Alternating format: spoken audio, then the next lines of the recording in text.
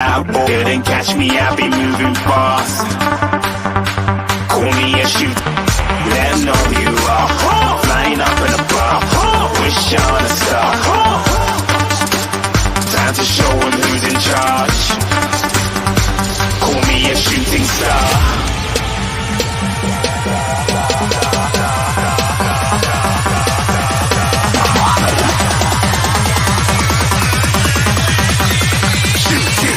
Didn't even get to cross.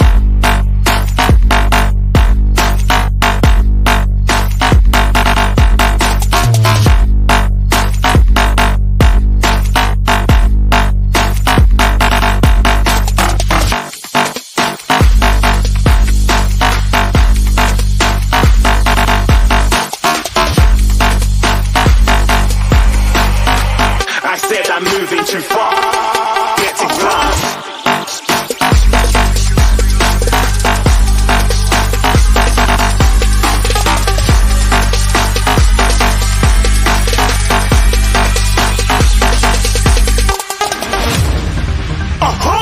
Looking at a shooting star. Got more than a couple of people going mad. I swear they're rooting hard. Tell them I be big in the game like she went and got them breast implants. I said I'm moving too fast. Didn't even get a glance. I'm ready to eat up track like I'm seated in a restaurant.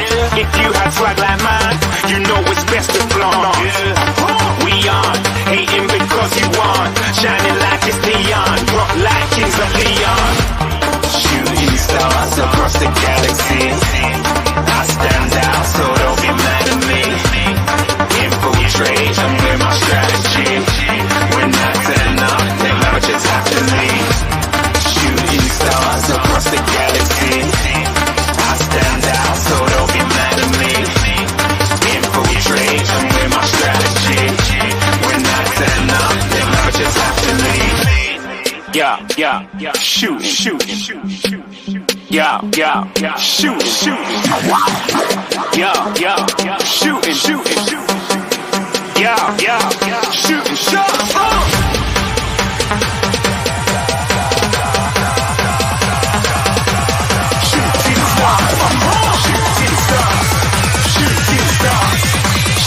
stars. Didn't even get to cross.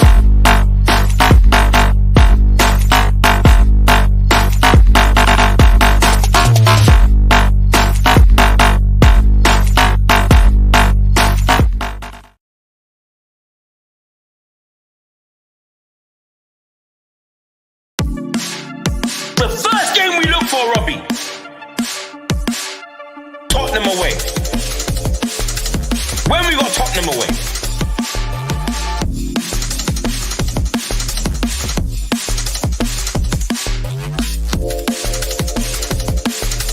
Tottenham away. When we got Tottenham away?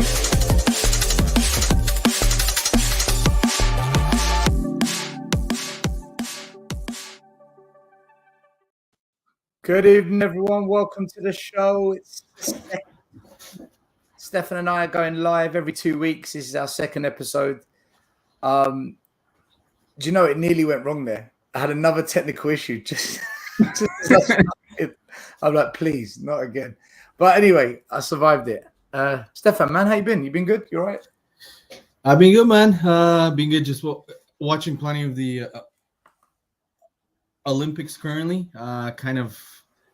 I actually the last two I barely watched any, but this time I've really enjoyed it a lot. I've watched so many like different sports that I thought I would never enjoy. So it's been pretty cool actually. Field hockey. I never thought I would actually watch field hockey and be into it, but it's good. It's fun to watch. Man, what about you,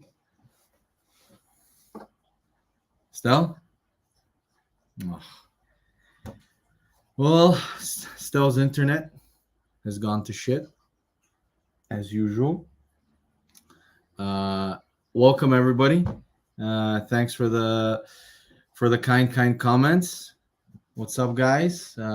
Hopefully Stel can return soon so we can discuss all things related to the Prem, Arsenal, Spurs, Chelsea, Man United. So hopefully we can We can get your opinions in the comments. Tell us what you guys think. We've got some great topics. Obviously, we're not only going to discuss Spurs and Arsenal. We'll be, discussing the new rejuvenated Man United. Everybody's crowning them before the season has even started. The Chelsea nursery is continuing. So yeah, we'll be discussing everything once STEL comes back. Hello, STEL. I don't have these problems, right? Every show I do. As soon as I do a show with you, everything comes crashing down. It's like someone doesn't want us to do a show. Maybe, I don't know. Levy, STEL. It's Daniel Levy's fault. Levy would just shut down the channel. Unbelievable. Anyway, guys, sorry for this. I don't know why. It's just Stefan. Maybe I'm not supposed to do a show with him. Maybe he's going to rip me too much about Tottenham. Big up everyone in the chat. Thanks for joining us. Got 100 people watching. Smash like, subscribe. Big up to each and every one of you as always. Yeah, I just before Jimmy's asking a very important question. I have a normal tubby cat. I saved it from the street 3 years ago, and it's not a specific breed. So yeah. What, you went into the street and you just took it, or it was from a we shelter? we were in the mountains here in Bulgaria on holiday, and his name Max, by the way, and Max came by and he was just really extremely friendly, social, and I just fell in love with the cat and told my girlfriend, let's just take it, screw it, let's go. We took it to the vet. Thankfully, he's extremely passive, so he allowed us to take him, and ever since then, he's been with us. How do you know? Like the cat might have had like fleas or a disease or something. Wasn't that a bit It didn't actually. The vet, because still you in the mountains, especially in the more sparsely populated areas, there's much less chance of the cat getting rabies. Rabies is actually after having a pet and speaking to vets, rabies is extremely rare still. Like, you have to be super unlucky to get a pet that has rabies. But the other things, the fleas, we got lucky. I just fell in love with the cat. But what you do is you take the cat immediately to the vet. He gives you a special type of, I don't know how it's called in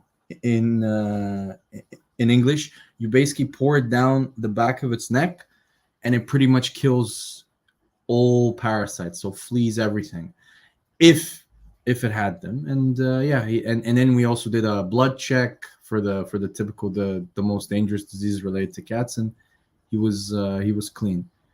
So yeah, and he's gone again. So yeah, do you guys have any other questions about my my cat? The word is steal, not take. Let's just steal. It is what you meant. Okay, what is Scott again? What is he talking in? Scott, are you always in a bad mood? Do you ever like lighten the fuck up from time to time? Can you get rid of two-tier care? What's your accent from?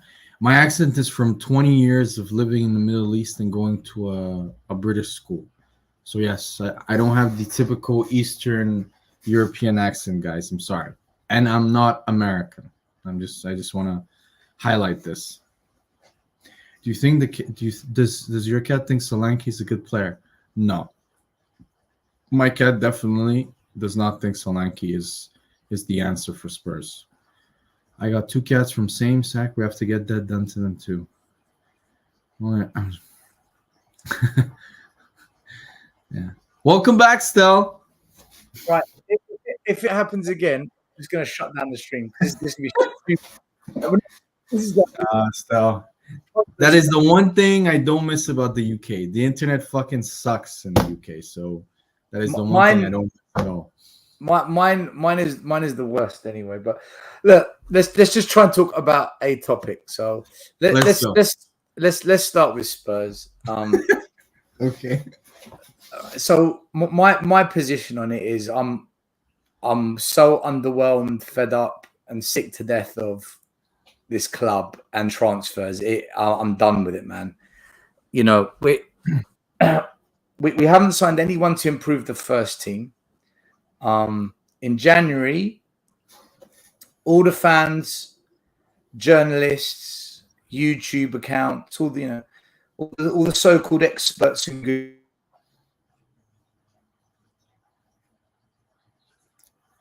His internet, guys. His internet again. So let's answer questions again. Is it cold there still? I give up on this club. Andrew will be gone by Christmas. If he doesn't change, I agree with this. I don't think Ange is gonna be gone by Christmas because I don't think Levy does it that way. Levy's favorite time of the year to sack managers is March, April. So I do predict that if he doesn't do what is necessary, which is adapt his system, not be as kamikaze attacking wise, then yeah, I do agree he'll be gone. Europa sees if we buy a certain player. Which player did Iggy? I'm worried the shit is gonna leave us in the dust again. Let's see, guys. I mean, supposedly, Wayne. Thank you, Wayne. I hope so too, man. I really hope so that we actually win this year. Hopefully, we can make one or two more signings. I think that would make our squad stronger. But yeah, I'm really confident this year.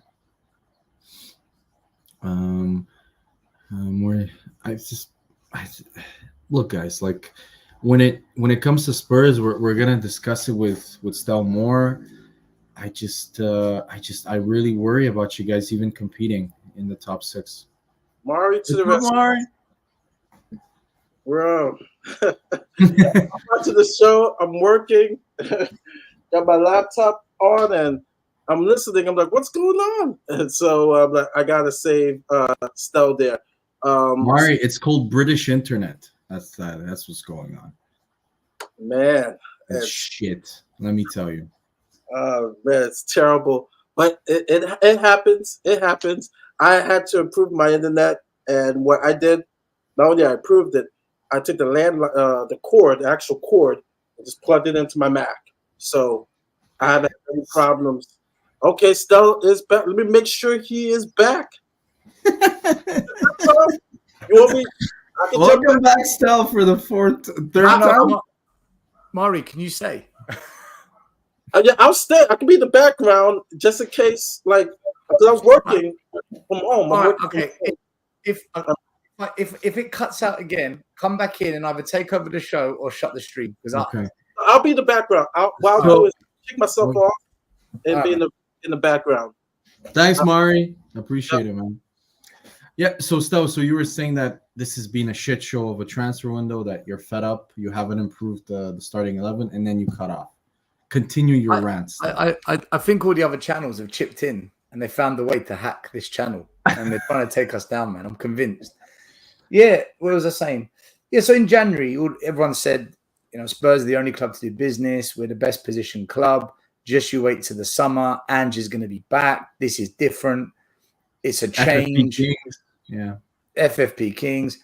And then we get to the summer, and the first thing we do is sign Timo Werner, which I know why they signed him is because they had to make a decision before the opportunity to sign him expired. So if they were going to sign him, they had to do it then. But the problem with that is that was the first thing we did. And, I told you about it. I lost my mind. I went on other channels. I said, this project stinks. Something was wrong. That you can't tell me that things have changed and you keep Timo Werner. No, this is the problem. This is the exact type of signing that has been the problem for 25 years. So now I know Andrew's a yes man. I don't care what he says. I don't care what he tells other channels or journalists, should I say. This is a yes man. He's perfect for Levy. He's going to do things the Levy way, the Spurs way, and that means failure. Then Then our fans say, "Oh, but wait till the Euros finish." Okay, let's kick the can down the road again. The Euros finish, then it's calm down. Wait. Mari, come back in.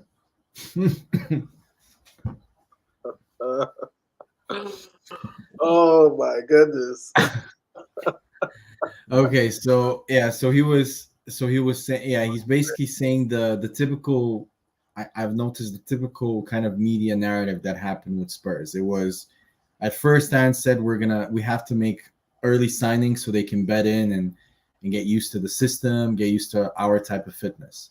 Then they said wait for the Euros and for the Copa America to finish. The third narrative, I think, after that was, from what I read from Alistair Gold, was they're on their holiday right now after the Euros and Copa America. And now the fourth narrative, I have no idea what the fourth bullshit narrative is, because I can't honestly think of. Stell just messaged me, Mari, please take over. My internet is screwed. So let's just do a show, me and you, Mari. All right. Okay. Let's do it, man. No worries. I'll just send you the actual topics that that me and Stell decided on. Okay. Yeah. 2 secs, so you can have an idea. Yeah. Okay. What you mentioned is nothing but excuses. I think the fourth one is what is the new narrative as to why these deals are difficult? You haven't signed players. These deals are difficult to make. They're difficult. You know, we're watching Atletico doing 2 deals in a couple of days. Gallagher and Alvarez. Not only 2 deals. They have to be connected. So the deal of Omradion needs to go through. Conor Gallagher needs to go through to Atletico, and that will allow for all the dominoes to connect with Alvarez. But even then, that's going quicker than what we're doing. And so we have all the excuses known to man. And I said this in a previous show: excuses, excuses, excuses, excuses. It's nothing but excuse. And then be patient. And we're watching other teams cook. Arsenal has made 2 quality, ready-made player deals. I mean, wait. The Marino deal, I think people have kind of gone ahead of their side. It's not as, from what I mean, it's not being completed yet. So let's say one deal. Okay. So back to Spurs. The inactivity, other than the youth players, because we did give Mikey Moore a contract, and it seems like Mikey Moore is going to get, it was promised to him to get first team minutes. You know, we don't know how much. So it's like we said yesterday, it's a shit show in regards to the transfer window. A lot of things that were promised, a lot of narratives. There's nothing but lies and excuses. And so, from your perspective, from an outsider, being a rival, what is your opinion? What's going on at Spurs? Mari, I was gonna use this show tonight to if Stell's internet was fine, to kind of gloat and at Stell and give him some shit, because I watched the Tottenham away show. I think it was last night, right? It was last night, and I watched that show, and I just want to point out all of the things that when I said it in September, the 2 main things I said was that this system is suicidal. It will get found out, and then you will see what will happen. It's too attacking. And the second thing I said was Basuma is not good enough to play as your number 6. I said this even when he was in good form. And Stell called me a hater. Lee called me. The only 3 people that were like, you know what? He kind of does have a small point were you, Dan from Hotspur Hood, who said that he agrees about the actual system, and the third person was Dietrichs. Those were the only 3 people last year that agreed with me in September that let's pump the brakes. You know, we're not as good as we think, and Ange isn't as, some messiah that we think he is, including Stell. I remember watching a stream with him. No, Stel, you didn't. No, you said that he's playing amazing. That Bissouma bodied Saliba in the Arsenal game and all of that. You hyped him up, Stel. That's not true. Don't, guys, just go back to the streams and watch. I even remember, Stel, a very questionable stream after a 4-1 loss to a London rival, where you and a fellow YouTuber called the tactics genius in losing 4-1. So let's not act like a lot of the Spurs fan base weren't hyped. But going back to what you said, the problem with okay, and Scott, of course. Sorry, Scott. You were skeptical from the get-go. That's true. But you're skeptical in general. So yeah. Yeah, Scott was always skeptical. And okay, the reason why the transfers isn't working is I think Spurs fans are kind of realizing what Ange is. I said towards the end of the season last year that, guys, Ange is almost 60 years old. This is the biggest job he's ever going to get. Let's be honest. This is probably the best salary he's ever going to get as a coach. So he's not going to rock the boat. He's not going to take on Levy because he knows this is the best job he's ever going to get in the next 20 years. Probably, I don't know, maybe the Greece job if they actually pay their coach Greece. But yeah, so for me, no, Stel. No, I'm sorry. I'm gonna have to go because it was beautiful. It was beautiful to see last night on Tottenham away how everybody was saying that this system is kamikaze, how everybody was saying that it's not gonna work in the Premier League, even if you have Maldini and Nesta and Cafu as your defenders. Sav said that. Sav said, "Hold on, these are lies. Literally, you are lying, man. Okay. No. Hold on a minute. Hold this. I hope my phone doesn't crash now." And what I admitted to you in January that Declan Rice is better than Bissouma. I admit to G-Chain, he was right as well. Yeah, right? I remember. Okay. I admit to everyone that what I said about Bissouma, I was wrong. You guys were right. So don't say I didn't admit it. I did. I got it wrong. No. I said in September when I warned you, when I said but I admitted that. No, but I admitted that. when you were winning those games, yeah. and I said he is out of position all the time. His defensive awareness and positioning is terrible. You will see it. He's not as good as you guys think. All of you guys called me a hater. All of you guys said you Stefan, wish you had before. Hold on a minute. Okay. How many times do you want us to say you were right, we were wrong before you drop it? Yeah, but you guys, what do you want? Blood? A badge? A certificate? Do you want a trophy? No, I'm sorry. I just couldn't resist. Last night watching it was like because watching it from people like, for example, from Iggy, he called me sour grapes when I was saying that the system was really was just suicidal with the high line. To be fair, statistically, the data, Bissouma after the first 10 games was one of the best in the league. He was after 10 games. After those games, though, all hell broke loose with. But I want to say, right, about Ange's system, and I've said this on Sav's show as well, and on Dan Hotspur Hood, and I stick to it. If we get the right quality players, for me, I can see how Ange's system can work. No, Stel. I haven't budged from that. I disagree. My issue is, wait, hear me out. Hear me out. No, because I want to be clear what my opinion is on this before you attack it. My opinion is, I get why Ange plays the inverted fullbacks high up, and I get the tactic. I totally understand what he's trying to do. Both of them, playing them both. However, hear me out. Yes, both of them. But there's two things. Number one, it needs high quality players to pull it off. And we aren't signing those players. The players I'm seeing come to Spurs, not all of them are of that level. So already the system will fail because we're not signing the quality of player. The second thing I said was, there are certain games where he has to adapt the tactic because the opposition will set up in a way where they will counter us and expose us.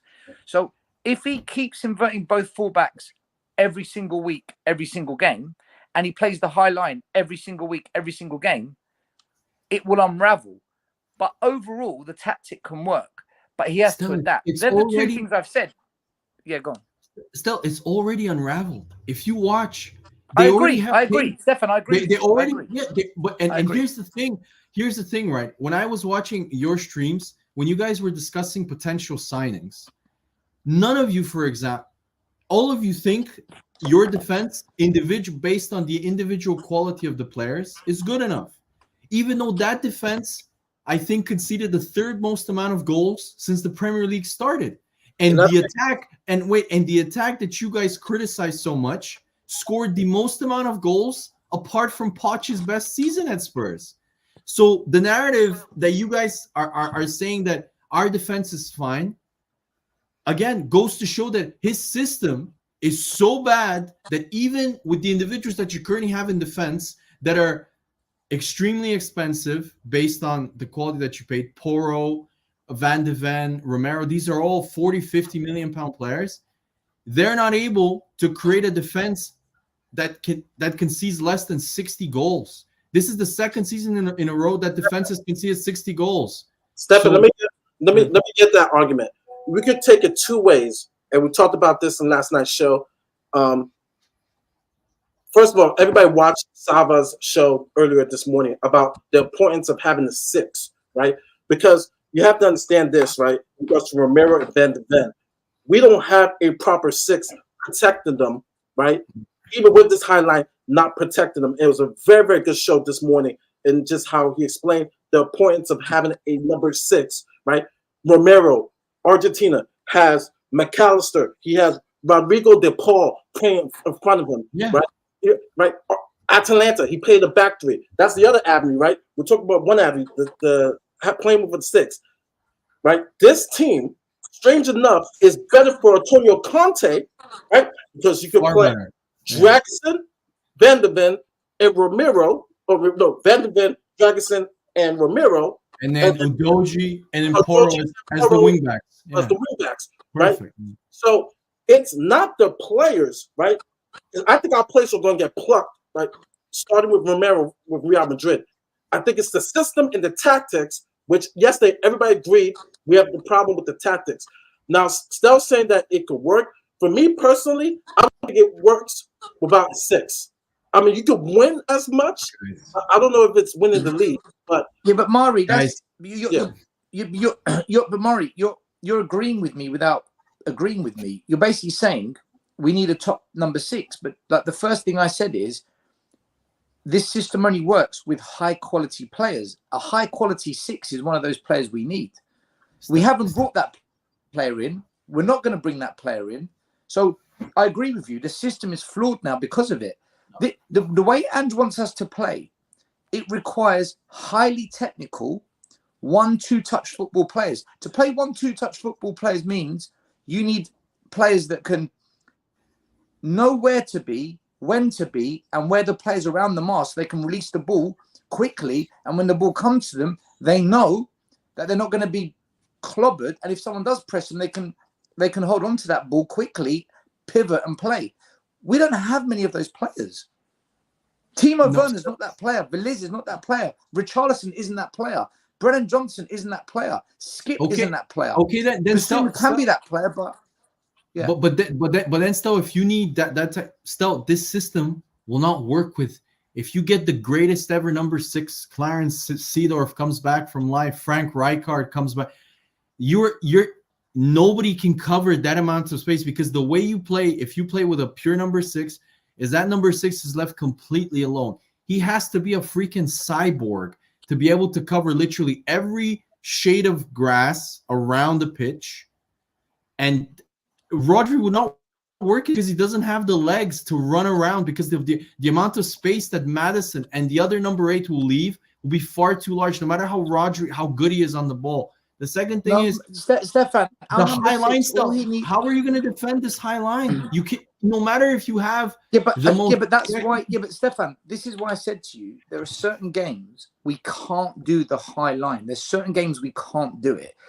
When we're playing a team that hasn't got explosive attacking wide players and a clinical finisher, which is normally the bottom 7 8 teams, I'm not worried about the high line.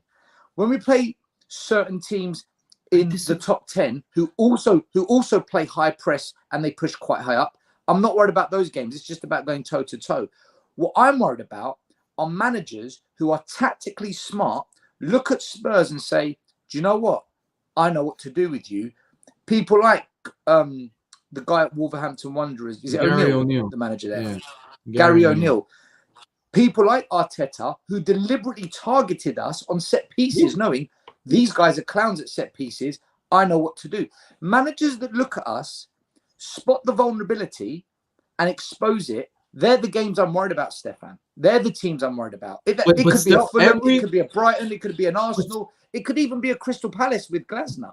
But still, every single Premier League team now has pretty much a very good coach that will see all those deficiencies. Nah, look at Burnley with what's his name? No, but but wait. But you say Burnley, right? Go watch the first. I remember that game. Go watch the first 20-25 minutes. Burnley should have scored in the first 5 minutes. They had a point blank header. Yeah, but Stefan, that's why I said a team that doesn't have explosive wide players and a clinical finisher, which is Burnley, I'm not worried because they'll mess up their chances. Luton did the same. They messed up their chances. It's the teams like Wolves that have got a finisher and a Neto. They picked us off. They're the teams that worry me because they can set up against us, but pull it off as well. They can pull it off. They picked you off at home. Away from home at demolishing you, they completely dominated you. They deserved to win that. They were the better footballing team on that day. So it's not even if you go watch all your games. We agree on that though. Yeah, but my point is that Stel, I agree with you about, but that means that Vicario has to be pretty much what David De Gea was for Man United for 3-4 seasons, where David De Gea literally saved them won them 12 to 15 points. Because if you go rewatch I think games, Vicario did that for us last season, Stefan. Yeah, I think Vicario won us 12 to 15 points. I would say if you go watch the Everton win at home 3-2, Everton should have won that game. If it wasn't for Vicario, Everton wins that game. The Everton 2-2 away, Everton should have won that game again. Vicario made 2 or 3 really good saves. There are a number of even Nottingham Forest where you won 2-0. Nottingham Forest peppered your goal. They had so many chances. So my point is that, and Dan says it, even if we do have an elite attack that will be able to score 90 to 100 goals, we will concede far too many goals for us to win the league. We might do a good cup run because we have good attacking players. I agree with you that it will be more clinical than the mid-table or the lower league teams. However, what my point is that it puts so much pressure on your defense and your goalie that I personally, over a long season with European football, don't forget, I think you're going to crack. Your goalie cannot perform like this game after game after game, where even against the lower table teams, they'll have chances. Burnley had chances. Sheffield in the first 30 minutes, the last game of the season, in the first 20-25 minutes, they could have scored. They had 2 really good chances. So my point is that this system, nobody, for even Pep Guardiola, who has probably the most dominant possession-based team, Mari, out of any of the teams in the world, he doesn't invert his fullbacks, both of them. Arteta, who's very similar to Man City and who's just as ball dominant or almost as ball dominant as Man City, he never inverts both of his fullbacks. And this and Michael Mihal said it the best. I'm telling you guys, Ange thinks his shit doesn't stink because he thought because he went to Japan and won the league playing this way, because the level of coaching there isn't as good, and Scotland were pretty much your guaranteed second place at least. He thought that he could come into the Premier League and be a pioneer and change the whole league. And I think that's for me, that's a recipe for disaster. Because when I read the fact that he is not going to hire a set piece coach, I mean, Arsenal, for example, they just signed Calafiori, who is, for a left back, let's be honest, is massive. Yeah. And they're trying to sign the best aerial midfielder in Europe in Marino. So good luck when you play Arsenal on set pieces, because Arsenal are going to exploit that to the max. Not only that, they're going to exploit the fact that your goalie has a phobia for coming for crosses. Yeah. So I no, you're hitting a lot of points that I agree with, and there's cause to concern. And one of the points was, going back to Romero and Van de Ven, I'll bring up Sava once again. He said you can have Maldini back there. I mean, the way it's set up. So the quality is there. It's just the tactics. And in year 2, you're going to find out, because by the end of the season's end, Gary O'Neill was out coaching, out tacticking Big Ange. So it's a concern. And what we're hearing as a channel, and for those who are being really critical, oh, you're being negative, oh, you got to believe in Ange, what you're doing. But Ange is going to need to be able, let's just say, to play the style that he's playing without a 6, to have both wing backs inverted. He's going to have the ultimate team. And you mentioned Cyborg. He's going to have to need that with Van de Ven, because his Achilles is going to not survive by mid-season's end. And his Romero, hamstring, his Achilles, everything. Yeah. And Romero, I keep saying, he played both positions. He was CDM and center back.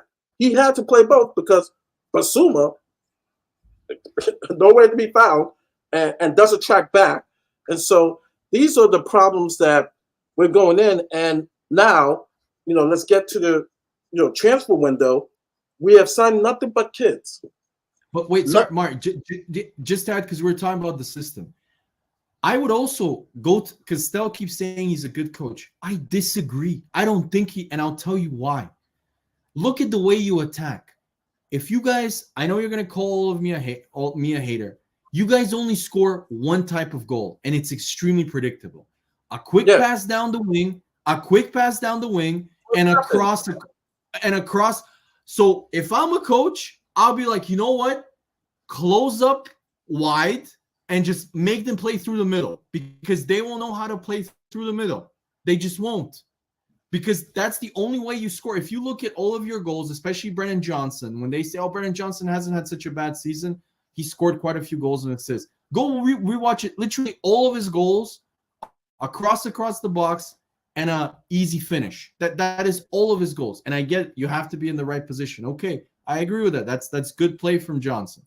But my point is that I don't think he's a good coach. I think he's an extremely one-dimensional, predictable coach, which every single coach that has a little bit more of a creativity or some sort of tactical nous will figure him out.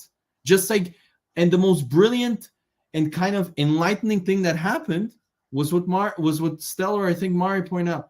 When Gary O'Neill went on Sky Sports after he beat them, I think it was in January, and just literally in 30 to 45 minutes identified, he had like a manual or a guidebook of how to beat Spurs and how to exploit their weaknesses. And then Eddie Howe took it and just injected it with steroids. I said that week, how our coach Edge, I said it that post-game show. I was like, Eddie Howe, I'm done. And we got smacked once again at Newcastle. Okay, go on. Sorry, you're saying about transfers. Yeah, I will say this, and big up Nige. This is how I feel. Not in the sense of, all right, I'm not saying we're gonna finish the bottom half, but I don't think we finished the top 6. I said 7th. With this current team that we have now, I feel that it's going to feel 7th. I don't care about the rumors, until I see the ink dry and they hold the shirt and the ink dry. I'm going based by what the team has now. Mark, let me ask you, what are your thoughts on potential incomings of Solanke and Neto? I'm reading. Solanke had a breakout season, but it's not proven. It's almost like we're going to be in a trap, of the Richarlison trap once again. You looked at most of his goals were really off in the counter. And one of the biggest problems that we had was when teams played the low block, we couldn't break down the teams. And Solanke is not really that great in scoring goals, the type of goals that you want when you're playing teams against on the low block. Someone, I forgot who did a good tape. Was it Ashmatic? It was somebody that they broke down the goals, the type of goals that he scored, as kind of like we need better than that. Now his hold up play it's okay. In the air, it's almost like Richarlison in a way. He's so okay. It's like, Yeah, he's he can okay. head home, but he's not he's not dominant. So if you ask me the question, would he be the best striker on our team? Yes, but to pay that price for him, and you watch West Ham do business, you watch Roma get the I said this yesterday. Dovbyk, Dovbyk. I was shocked at The that. leading scorer of La Liga. It's just now people may say, okay, Solanke is proven in the Prem, but it's so underwhelming. And we heard all this talk. Oh, this is his third window. Oh, this is it. This is it. And it's just like, okay, you're just getting us some youth kids. All right, Mikey Moore's going to get a chance to play. Adam Gray's now going to be the new Stephen Gerrard / Conte. Like, it's very underwhelming. And and I'm watching teams get better, and I know our weaknesses. It's going to be a problem. Like, I'm saying 7th. That's the best. That might be the best scenario with this current team, right? I'm not including Tony or Neto, right? Because I got to see it to, I believe, we talk about this current team. I say 7th. I would worse. I would even argue your squad is weaker. Højbjerg currently is a better player at the number 6 position than Archie Gray. Let's be honest. Archie Gray might be better than him in 2 or 3 years, but Højbjerg, he's not an upgrade. I watched him against the Korea Best 11, and especially against Bayern Munich. I mean, the Bayern Munich game, if that doesn't worry you, where Archie Gray came up against really good opponents, he was horrendous. He was horrendous. The game previous, he was having mistakes. He was losing possession. His passing is not as good as people make it out to be. It's really not. He's not. Yeah. Mind you, I'm gonna be fair. He's only 18, and that's the point. He's only 18. People expect him to be mid-form, like ready, 23-year-old, 22. Archie Gray, I'm not saying that he doesn't have potential to be a star. The problem is he's not there yet. It's not fair to him, Mikey Moore, Bergvall. Like, Bergvall lost a lot of the ball, but then when he had the ball, he did some pretty things. But like I said, he's only 18. These are kids. Here's the thing that people, but adding to you about their kid. Here's the thing that people also miss. You can see that Archie Gray and Bergvall have got this little swagger about them. Like, Bergvall knows he was a star in the Swedish league. Archie Gray was the young player of the year in the Czech. You can tell they have some sort of confidence about them. But what people I think missed out is very few young players though are able to then transition and continue. Let's say they have a bad 3 or 4 games. Very few young players are able to bounce back. Some, it completely cripples them and they can never recover. So I honestly worry that if I continue to watch Archie Gray at the number 6, his biggest problem is his body positioning when he receives the ball. I'm not a coach or anything, guys, but just watch how his body is, how he opens up his body when he receives the ball. He's not press resistant. He really is, and he needs to be coached that. And I worry that teams are going to realize this, and they're going to press him, and they will win the ball. Because Bayern Munich, from Archie Gray, won the ball back in the first half at least 2 or 3 times in a super dangerous area and countered. So my point is that he has his confidence still, Archie Gray. If you play him at the number 6 and he gets shat on, which I think will happen, especially against the better teams, you're going to destroy this kid. That's my opinion. If you look at all the great teams in the world and the best teams in the world, there are two positions, three, I would argue, where you never see super young players unless they're exceptional. Goalkeeper, center back, and especially the number 6 position. You never see a 20-year-old number 6 leading like the Champions League winning team or whatever. But what you always see in those league champions and Champions League winners is you have a top number 6. If you go with the league champions, Man City, Rodri, before him Fernandinho, Liverpool, Fabinho, before that Chelsea, Matic. You always have a top number 6. Chelsea again, Kante. So that's my point. You never see an 18-year-old dominate the midfield and dictate play. It's extremely, extremely rare. That's my point. No. You're 100% right. I'm gonna get Connor in because we'll talk about Arsenal. And also we'll talk about the league, right? The whole Premier League, right? Of course. I sent you the actual topics. Yeah, so we'll get Connor in, and hopefully still. Hello, what's up, gents? You all right? We're actually talking about the whole Premier League. The last thing, my opinion about Solanke, brought Connor in. Solanke to Spurs, is it a good signing? I don't think it's the levels of a replacement of a Harry Kane, which is obviously going to be difficult because Harry Kane is world class, and there's very rare world class strikers at the moment. I can only probably say, there is a few. Solanke's not one of them. However, he is a good striker. He was someone I wanted to get in kind of last minute, but in January, but it was a bit of a pipe dream. I don't know. You wanted Solanke? Yes, because I wanted a goal scorer. So a guy who has 28 goals and I think 130 appearances is a goal scorer to you? He was having a good season. I forget. Great. Yeah, that's what we should do. Every guy, it is what it is. We lost the league anyway, so it is what it is. Anyway, back to what I was saying. Solanke going to Spurs. I mean, listen, I think he's better than what you've got in terms of strikers. I don't know whether you count Son as a centre forward striker, but if you don't, then still the same case. If Richarlison goes, then it's an either bigger ask to go ahead and get someone like Solanke.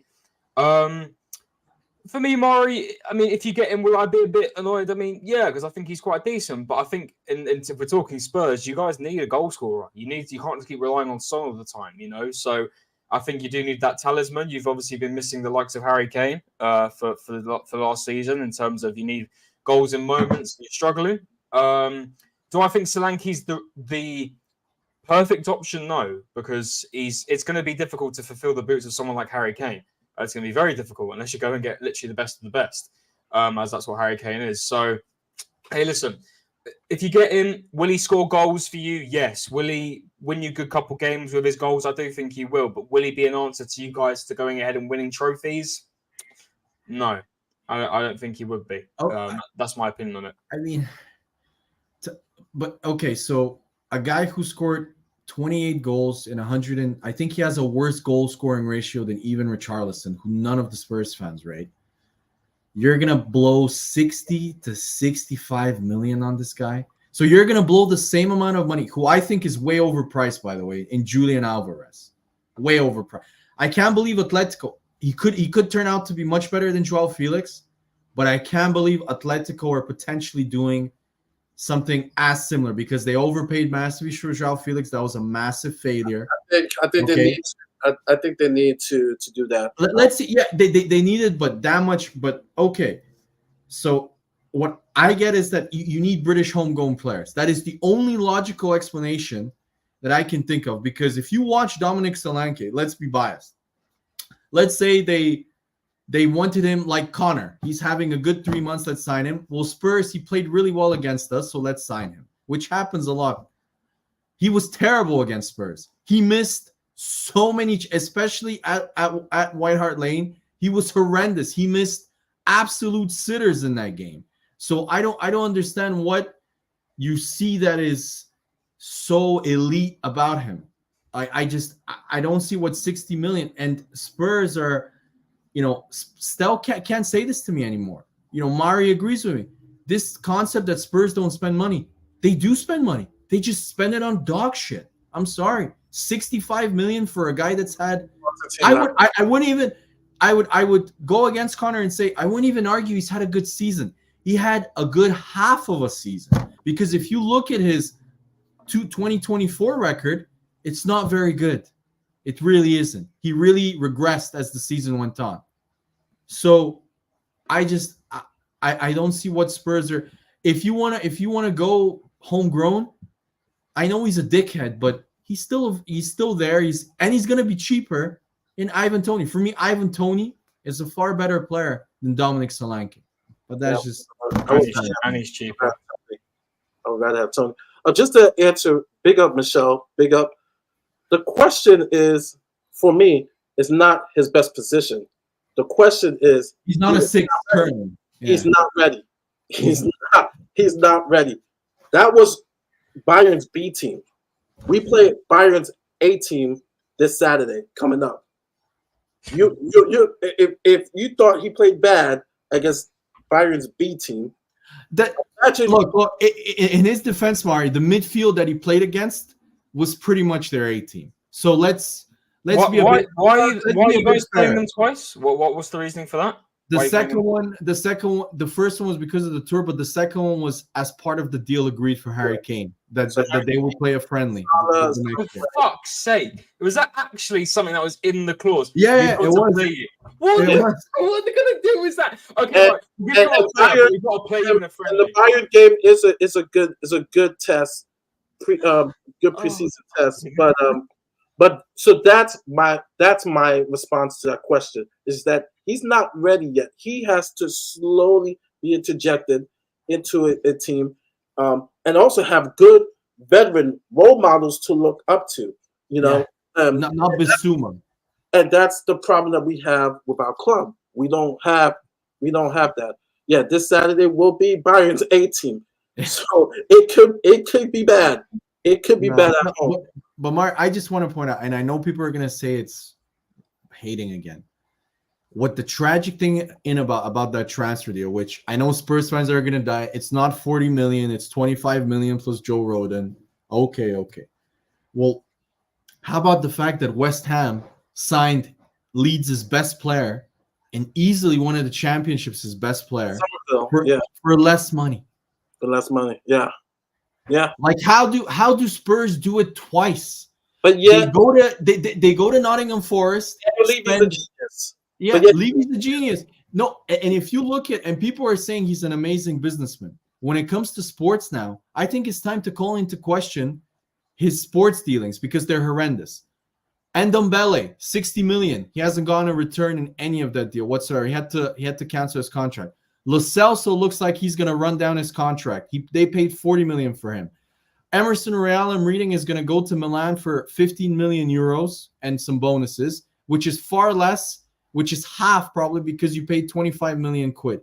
If you look at Brian Gill, who you paid a combined value, around 22 million for the transfer fee, plus Lamela, probably around 35 million pounds overall. Your Alvarez was 18 mil. And look how much they get money now for sell it for 90. I mean, of course, it's a well-run couple. Like profit right there off the player. No, it shocks me, and I honestly have a feeling that the Archie Gray deal was another Levy ego boost. Brentford got screwed over, they lost out on the deal. Let's look like we're hijacking, and we look like a big club. Wow, you beat Brentford to the fucking signing of Archie Gray. And I like the kid. He seems like a really nice guy. I've seen interviews, really, really humble kid. But if you play him at number 6, guys, against the Premier League, where they'll figure him out very quickly. And coaches like Gary and you are gonna watch tape, and they're gonna see that when he gets pressured, he's not press resistant. He doesn't know how to take the ball on, how to protect the ball, because you can see he's still raw. It's going to get really rough. And the funniest part about it is Stel messaged me something like we were talking, me and Stel, and he even said that the training drills, I don't know if people have watched them for Spurs, are extremely amateurish. That they're the same training drills that STEL uses for his under 10s. Yeah, he mentioned that yesterday. He mentioned that. So it's like, I don't know, guys. Either it's gonna go really well, it's gonna, all the dots are gonna connect for Spurs this year, or as I predict, if you guys don't sign some serious players, it's gonna be a rough season. Before we go to Arsenal, like I said, the kids look like, and big up Vindaloo, like Moore looks really good. Yeah, we're not denying that. The problem is they're kids, right? And from his work, we're going to challenge for trophies. We're going to challenge for the league, right? We're going to improve on the first 11. Bringing kids normally doesn't, unless that kid is Yamal, and Yamal, you really saw him really flourish at the end of the season in Euros because he took a lot of bumps playing for Barcelona. Or, Wayne Rooney, like, it's rare, extremely rare. These are generational, like Mari. These are like one of a kind, like type of play. Like, when are you gonna find another 16-year-old like dominate? Like Bergvall, I'll bring up this guy. Right? I'm not saying he's gonna be like him. Could possibly really good. Looks really, yeah. Like, I remember when Odegaard came into Real Madrid, and when he came in, right, people wanted him to be prime Modric, right? But there's progression. Now, Odegaard now is much better than what he was at Real Madrid because he was a kid when he came into Real Madrid. So with Bergvall, I could see him, being the Modric, Odegaard type. But like I said, he's only 18. He's going to have the good days and he's gonna have the bad days. It's normal. It's no, but now, and the final thing before we move on to Spurs, and I don't know if Connor will agree with me, but if you look at the signings that you guys are making since you bought the stadium, literally every new signing that comes to replace the players that you thought were not good enough. I'll just give one example. Lucas Moura, headless chicken, screws up. I would have Lucas Moura any day of the week over Brennan Johnson or Timo Werner, in my opinion. I thought Lucas Moura. I thought the criticism was a bit harsh. I thought he was very good, like at times. I'm not saying he was a world beater, but he's still better than Brennan Johnson. Then we go and look at Archie Gray for. Let's be honest, the replacement Archie Gray is coming in as Højbjerg. In my opinion, Højbjerg is a good player. He showed that for Denmark, if you play him in the correct system, and for Conte, he can be a very effective player. I don't think Archie Gray is on Højbjerg's level yet. I will say. And then final thing, Mark, and I'll give it to you. Emerson Royale, I'm reading, is going to be sold in the next few days. And I'm reading his replacement is going to be Kabore from Luton that was on loan for Man City. I saw that. Yeah. No, who is worse, who is not good on the ball, who is nowhere near the inverted right back. He's an out-and-out physical, athletic right back. So I don't know what kind of recruitment this is. Yeah, I said that yesterday. And Garrett, I like the tick-and-tack back and forth. No, it's not covering my bases. It's called common sense, right? I can't say these are kids. I can't say they're good or they're bad enough. So saying that they're not ready is not covering your bases. And here's where I'm going to drop the mic right here. Ange, right? The club is not telling us, hey, this is a total youth project, right? Because if you told me that we were going to play all the kids, right, and take the risk of finishing 10th or 11th, then I wouldn't have a problem. Because at least there's a vision, right? We're going to play the youth route, right? We're going to be like Barcelona. We're going to play our kids. But this is not what we were sold on. We were sold that we are going to challenge for the Premier League and trophies, right? And so if you're going to challenge that, you have to fix that first 11 that was 25 points behind City or whatever points behind City and Arsenal, right? So what is the plan? Is it full youth? If it's gonna be full youth, I'll take it, right? I'll take it. But if it's no, we're challenged for the league, then we got a problem. So I'm not covering my bases. It's using common sense. Yeah, have them on the team, but we need to approve the first 11, and then they can have their minutes, domestic cup games or whatsoever. That's what a club does. A responsible club does. That's what City does, right? Do you find it, Murray, do you find it difficult? Oscar Bob, young kid, he gets his minutes here and there, right? Before that, Cole Palmer, before they sent him, right? This is what a good club They does. barely got minutes. That's why Cole Palmer left. He barely got. If he played in like irrelevant Champions League games where they had already won the group stage or like League Cup games, that was it for Palmer. It's not covering you. It's not covering my bases. They're just not ready. No. Connor can add, but like if you look at your recruitment, what Levy's basically trying to do, and he's doing the ultimate wrong thing, is he's trying to go back to an ex-girlfriend, which is he's trying to create the same formula that he did that was complete luck. Let's be honest. I know Spurs fans will say you guys were run really well. He's trying to recreate the Pochettino brand again, which was combine it with one really good youth player that was Harry Kane, get some kind of lower league type signings like a Brennan Johnson or somebody that will turn into Dele Alli, or low cost signings like a Bergvall that will turn into gems, and then hopefully mesh the other kind of signings from previous coaches into a very good team, which is what Pochettino did, which was he took a very inconsistent Moussa Dembele and turned him into, Spurs' best midfield player, and then add some little gems that not little, but like add some like quality players like a Wanyama, and take players that were on a downward trajectory and improve them, like Kyle Walker and Danny Rose. I remember when Poch took over, everybody was saying to sell Kyle Walker and that Danny Rose wasn't good enough. So it's for me, it's predictable what he's trying to do, but it's like going back to an ex. If the formula worked the first time, it's never going to be the same. Murray, do you not find that it's difficult for Spurs to actually build a squad? You're just trolling. You're winding me up. Yeah. Murray, do you not find it difficult with the fact that you've got no... That's funny. Go on, Connor. I'm sorry. Murray, do you not find it difficult with the fact that you've got new managers pretty much every other season?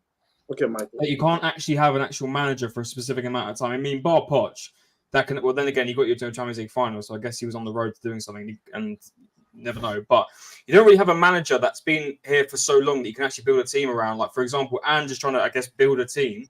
But I'm not going to take this lightly. He'll probably be sacked, if not this season, next season, with the way he's looking and going.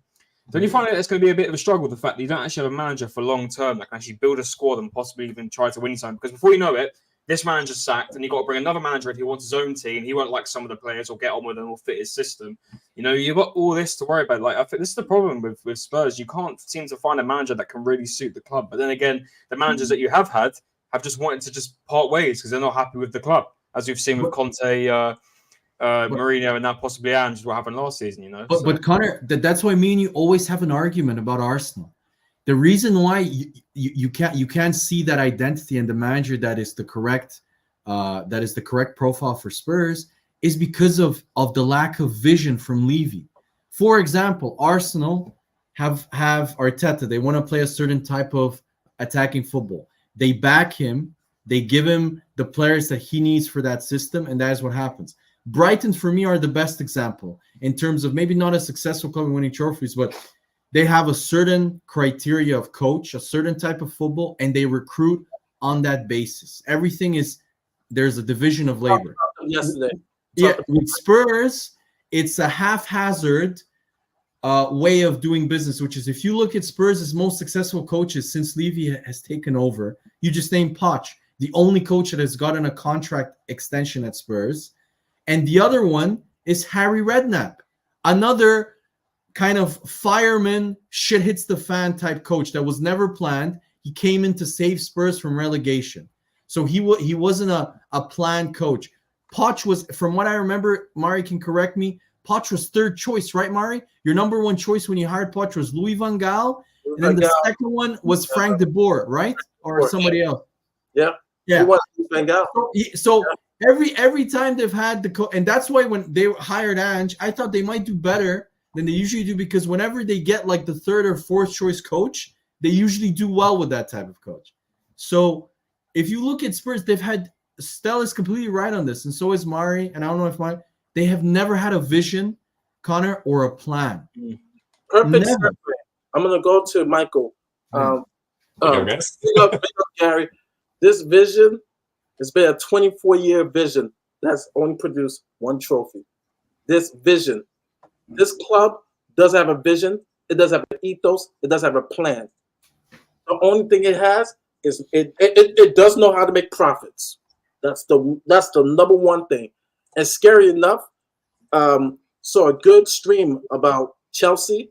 It looks like they're going in that same way. It's all about making profits. Football philosophy, vision, right? Our club doesn't have that. I did a study last season, right? Out of the big six, we have won, of course, the less trophies. And you know why? We're the club that has the most turnover out of the big six clubs. We don't even have consistency to have an actual good vision, right? Because you saw, I went to money transfer and looked at all the hirings from scouting department to, right? No consistency, right? No. Out of the big six club, we were the worst. And I'm a big believer in any organization, sports, business, you have to have consistency. You have to have people who are consistent to that one vision, that one ethos, that mission statement for your group. You know, Spurs hasn't had that. And you want to know the reason why? Because it's difficult. It's extremely difficult to work with Daniel Levy, a person who does not know anything about football. Daniel Levy is that last kid who got picked in pickup game. He does not know how to play. He does not. He's never scouted. He's never played. But yeah, he must influence. You have these guys. I forget their names. Who went on TalkSport and literally said Daniel Levy has his hands on transfers and players. So there you go. Keep believing that prolonged 24-year vision. Keep believing that. Michael, you have just come in and you've heard all the conversation. Have your say. You can start anywhere, and then we'll get to Arsenal and then the rest of the league. This cut pisses me the fuck off. I'm not gonna lie. It's like it's honestly hard to quantify where. I know I will say it's hard to quantify where the problem is, and like many guys will say it's Levy, right? And I agree to a certain extent, but I don't think that's the only issue, right? Because it's like I know he's the guy making the decisions, but it's like I think it's us as fans. I think it's the scouting department. I think it's the mentality of the players. I think it's basically everything, right? And honestly, with this whole Ange project, I think I've made it clear. And at least I try to make it clear, right? It's not that I'm in love with this Ange guy, right? And I think he's the savior and whatever, right? I'm just sick and tired of sacking managers, and I know we can get better. I know this guy is naive and all that jazz, right? But I really want to like support something, right? I really want to believe that we are actually doing the right things and actually going in the right direction, right? But already I think you can see the rightful, by the way, rightful doubts and rightful like uncertainties in the fan base. And I think the fan base already is starting to, I don't even want to use the word term, but to split. I think split is a better word. And it's like, I think it's easily avoidable if we actually had brain and did what we are supposed to do as a club, right? And as much, again, I want to stress, it's not that I'm like in love with Ange, but he's our manager and he asked for the club to bring him players for the preseason. He asked to have those players to teach them his system, whatever the system is, right? but he asked to have them, and we cannot even do that, right? It almost looks as if we only had our like first targets, which I personally think were like Tony and Eze, right? And clearly something has gone wrong with those two transfers. I personally think, and I've heard I even think you mentioned it, Stefan, that you've read somewhere that Tony rejected us, right? Which wouldn't be No. I didn't say reject. He's a dickhead. Just So maybe somewhere else. I think someone else mentioned in one of the streams I watched that Tony rejected us, which wouldn't be a surprise for me, right? And I think with Crystal Palace, we just can't settle on a payment structure because we don't want to pay the release clause, right? Fair enough. Like, fucking, you don't always have to get the first targets, right? But it almost looks as if these were our only targets and that we do not have like a follow-up plan, right? It's like, it's 6th of August and we don't have anyone to strengthen the first team. Anyone, not a single fucking soul, right? It's like, I know I'm a Spurs fan. I don't require us to bring like world beaters, right? They don't require us to sign fucking Mbappe or whatever, right? But if you had Tony and Eze as your first targets, right? Then Solanke and Neto should be your second targets. If it doesn't work with the first targets, move on swiftly to second targets. But Mike, for us as fan base, it looks like we are just scrambling around, right? Which pisses me off because it's like you're a multi-billion-dollar company, right? Fix your shit up and do what you are supposed to. It's like it's so Mike, but here's the worst part. Levy trying to be a smartass and a cheap ass with Eze now has completely fucked him because Crystal Palace have sold Olise and are about to sell for big money Guehi.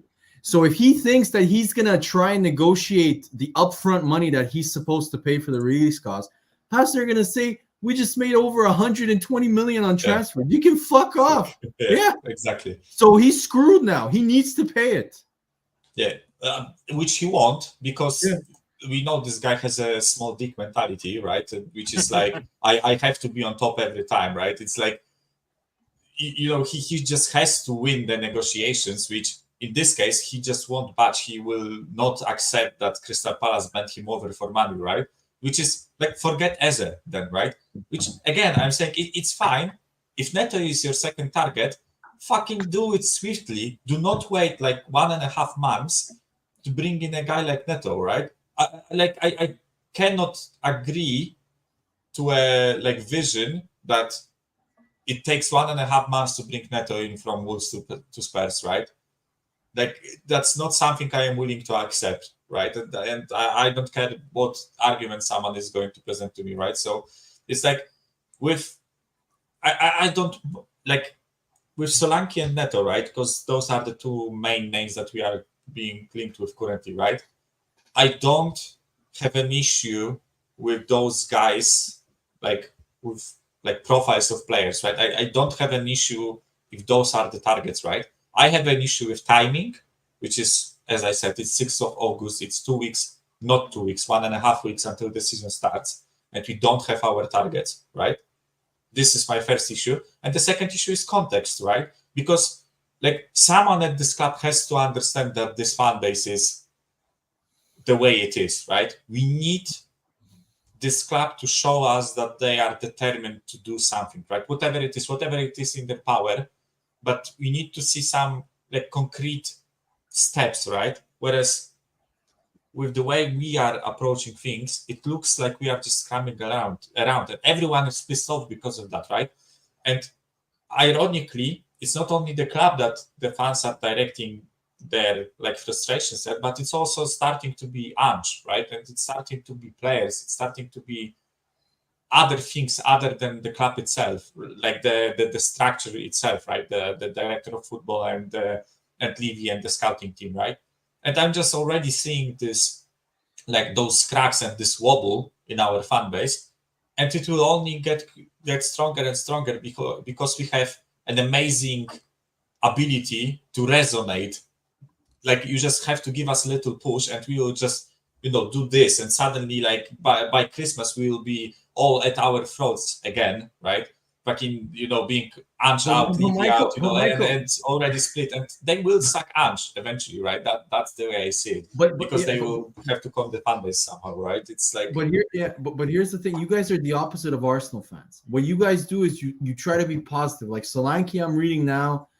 Am I happy we're paying 60 million for him? No, he's not worth it, but he's perfect for the system now. I'm reading like from the kind of the happy clapper Spurs channels that he's the perfect system guy for you guys.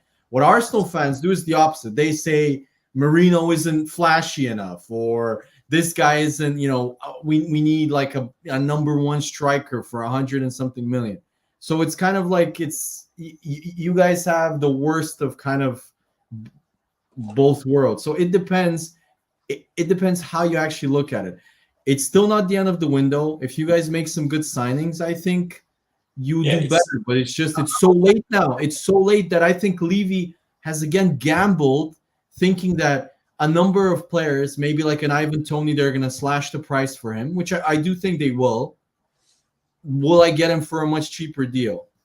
Okay, but what if Arsenal come in for Ivan Toney? Yeah, well, but it's also like, again, it's about him winning financially, right? What you said is like he is gambling that like Brentford will slash the price. He's gambling that maybe Eze will force a move or whatever, right? He's gambling to save money, but it always backfires on the team and backfires on the coach, right? It's always at the expense of the coach and at the expense of the team, right? Because if you were a serious club, like if Eze was your first target, pay the fucking release clause and get him in, right? And listen, by the way, I have to caveat it, right? I understand that sometimes it's not as easy as it sounds. It's not as easy as just pay the release clause, right? Because maybe Eze is holding the move because he's waiting for, I don't know, City. Let's just for the argument's sake, right? Because like City sold Alvarez, maybe City wants to bring Eze in as a replacement, just for argument's sake, right? So maybe Eze is the one holding the transfer, right? If that's the case, for the sake of the team and for the sake of the coach, move on to the next target instead of just like putting a finger up your ass and waiting like for something, right? I don't know what they are waiting for, right? And as I mentioned, it's always at the expense of the team. And I think I have to agree with what Scott said, right? I think you highlighted the comment, Mario, right? He said that if we had the ambition and if we had the structure and the vision, let's call it, right, we could have easily become not to the same extent, not to the same grades, but we could have become a rival for, like, let's say Liverpool, Chelsea, City, Arsenal, right? We could have been that, right? If we had everything set, right? If we did things properly, right? Except it's always not the case. It's always we have to win financially. We have to be the guy that comes out on top. We have to be the winners of the transfer, whatever, right? It's always at the expense of the club. It's always at the expense of the. He has to, right? He has to win deals. And if you read the Athletic, go and read it, guys. The Athletic is I'm their main PR guy. Great. I don't know what to call it, like media outlet. Their articles are much more in depth than normal. Go read. There was a special piece on Levy done by Spurs journalists and investigating his tactics. And Levy has this mindset that all other businessmen, other sporting directors that have dealt with him, they will all tell you he always wants to win. That's why, for example, he has hamstrung the club. If you look at it, because what Michal say financial, he still has not signed a stadium rights deal. Arsenal had a stadium rights deal literally 6 months before the stadium, I think a year even before the stadium was ready. Real Madrid have a stadium rights deal. Every single American sports team, the Dallas Cowboys, everyone who builds their own stadium has a commercial deal. And because why does he not have a? Because right now advertisers are like, we don't want to pay top dollar. You guys haven't won a trophy in 15 years. You haven't fit in the last 4 years. You finish it in the Champions League once. Why are we gonna pay? I think it's the same Athletic article. I think it was from a couple of years ago. Yeah, it was from a couple of years ago. Why Tottenham, right, in comparison to the Dallas Cowboys, even Real Madrid, Real Madrid, even Barcelona, the new state, these other teams, they all get naming rights. Why is Tottenham? What makes Tottenham so special that they still holding out? And the thing is, Levy's trying to win a deal, but these people are like, we don't care. You have NFL games there. Like, other than that, like, what makes you think that we're gonna pay you 40 to 50 mil a year? Because I think that's which is no, he wants more. He wants supposedly he wants a record sponsorship deal. So a bigger sponsorship deal. For what? No, right? but that's my point. Yeah, that's I'm supporting the point. He wants for his own ego to seem exactly what Michael said. He has to win. He has to, and that article said that exact. He has to outwit you somehow, and that's why, for example, Man United hated dealing with Levy because they dealt with him with Berbatov, and they don't want to deal with him. And so let's move on to Arsenal because Connor's gonna fall asleep. Yeah.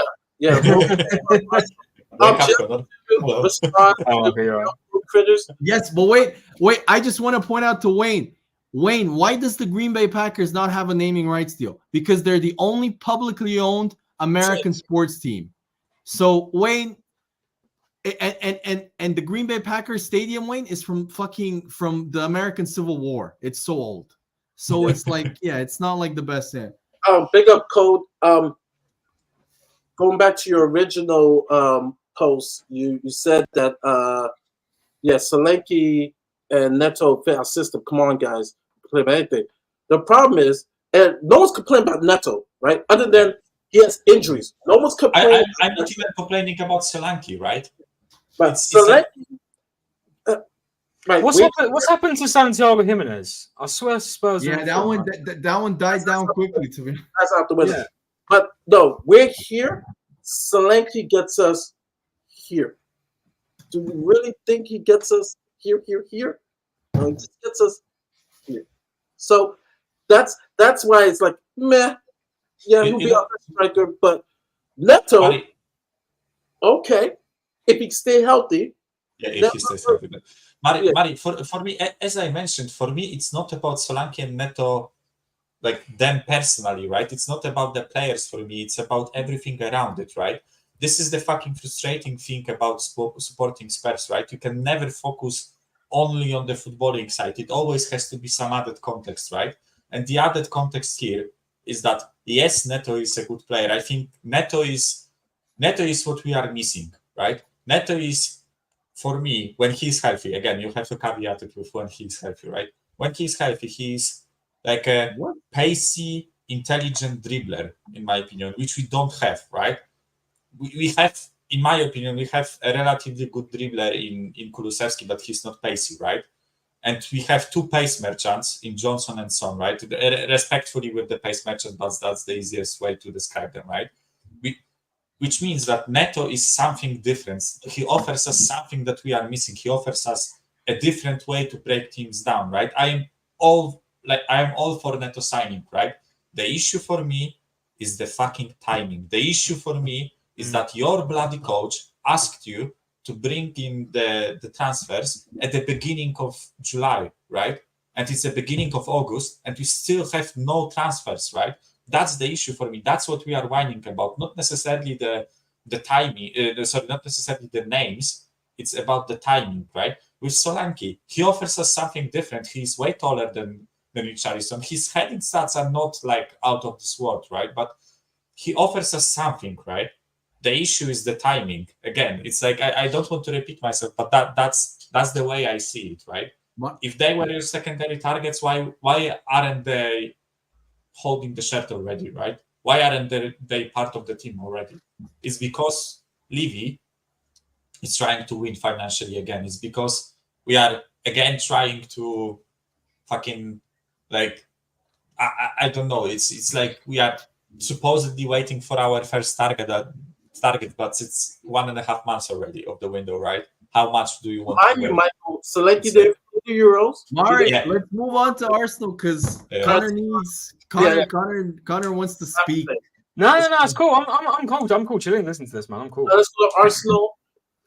Everybody knows they signed Calipari. That's done. now is Calafari, and so now they're linked to Mourinho. So let's talk about Arsenal's window, and do they really need to get that striker to be even with City? So Connor, Stefan wants to tackle it. Connor, please. I'm about to say one sentence and already hit a fucking stop, so I might as well. Here we go. I believe that. Listen, I hope that we do go ahead and bring in a midfielder.